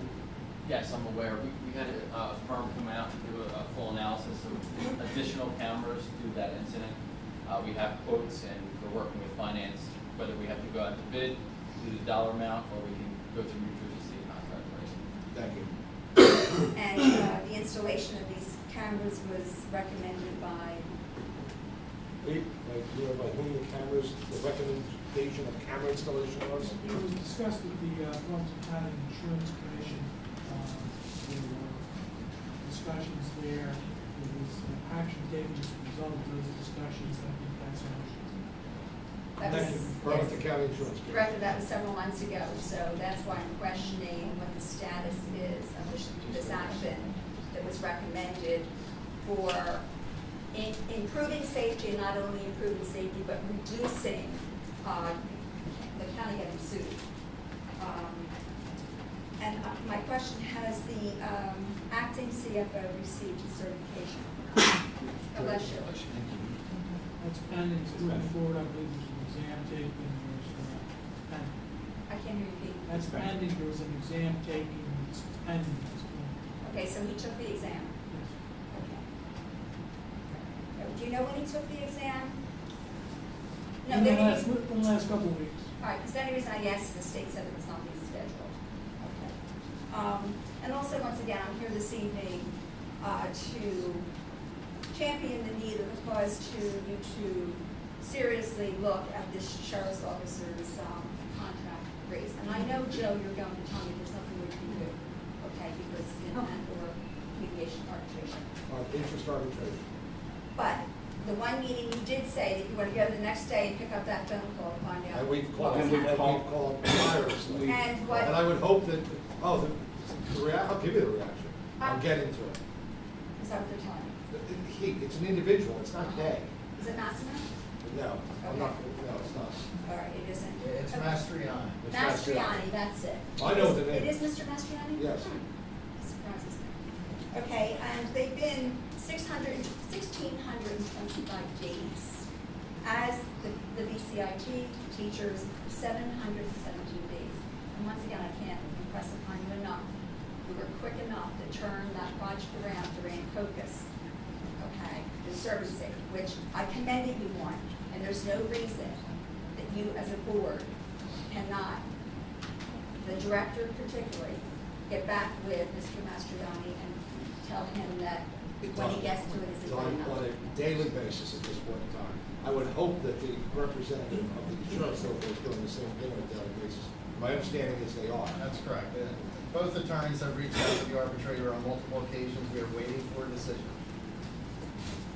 And I'm gonna close. We introduced a budget this evening, quite frankly, that Mr. Krasson spoke about to us in the conference earlier, that in fact, we made sure had funded all of our contract obligations, both current and anticipated for the year. And lastly on this, what I wanted to speak about was, does the county engineering department, have they done safety, streets and road safety audits, and what their plan is to address these safety issues on our streets and roads that are owned by the county throughout the county and towns? Highway department on a daily, well, I shouldn't say daily, but a weekly, if not daily basis, is doing auditing work on our roads, Yeah, but I bridges. mean an actual program plan. On our roads, bridges, and culverts throughout the county. So I constantly identify areas in need of repair. But our road network of what, 576 miles from neck and woods? 508 miles. 508 miles, we are constantly doing that. So if I give you a list of serious safety In the hazards la- on the county roads, Well, in a layman's opinion, not a layman, well, you are, as a safety as a traffic engineer, person. traffic engineer, I rely upon my traffic engineers first, I will tell you that. Well, I believe you that. But in Safety closing, person and you know, traffic Director engineer. Donnelly, I always ask you how decisions are made and who talks to who. Because when I ask the board questions, they're not aware of a lot of documents or things that are going to be put on the agenda. So I guess, I need you to answer the question. This might help me better understand how Monroe County business might be or is discussed. I need to ask you if you and the county's first assistant solicitor continue to meet on Tuesday night before the Wednesday freeholder meetings at the Republican headquarters on High Street in Mount Holly. As you did for 3 years with Director Gargano, the county's first assistant solicitor, County Republican Chairman Bill Layton, and Glenn Paulson, the County Republican boss, and the county's contracted outside legal representation. Can you tell me, is that where you meet every Tuesday before a No, every- freeholder meeting? Every Tuesday, I am either knocking on doors. No, not or every some Tuesday. type of The yeah, every Tuesday before the freeholder meeting. Every Tuesday, I'm either knocking on doors. or So some you time. do that But I can't- January through December? I had a primary, Okay, so yeah, all right, so if I show you a video show me the video, Okay. roll it up. that will confirm this, then would you tell me that you generally knock on doors every Tuesday night? What, I said knock on doors for a campaign event every Tuesday, precisely what I said. Any further public comment? Yes, sir. Just to do, Mrs. Reinhardt, staying on that one spot in Springfield Township where that community thing is, my mom Mayor every Wednesday. McDaniel and I have talked about it. My I'm 86-year-old aware. mom walks across there every Wednesday for the old people, so The thanks. mayor and I have spoken about it the last 2 weeks. Thanks, Jim. Did you say, did you make something, Fred? Oh, okay. My wife was at it, but we also. It's a busy person, actually, on the first Sunday of the month. At this time, I will close the public portion of the meeting to the public and go through the comments for the Schwartz. Do the late hour and long agenda that we've been through, I will hold my comments till the next meeting. Thank you, Freeholder Goldberg. Me too, I've spoken enough tonight, thank you. Thank you, Freeholder Howard. Have none. Thank you, Freeholder Martin. Just thank you for coming out and hanging in with us. Appreciate it. Mr. Draper, your iPad? Yes, you have a okay. comment? Yes. My iPad doesn't have a comment. I will entertain a motion to adjourn. So moved. Moved by Freeholder Howard, second. Second by Freeholder Bellegarde. All in favor, so indicate by saying aye.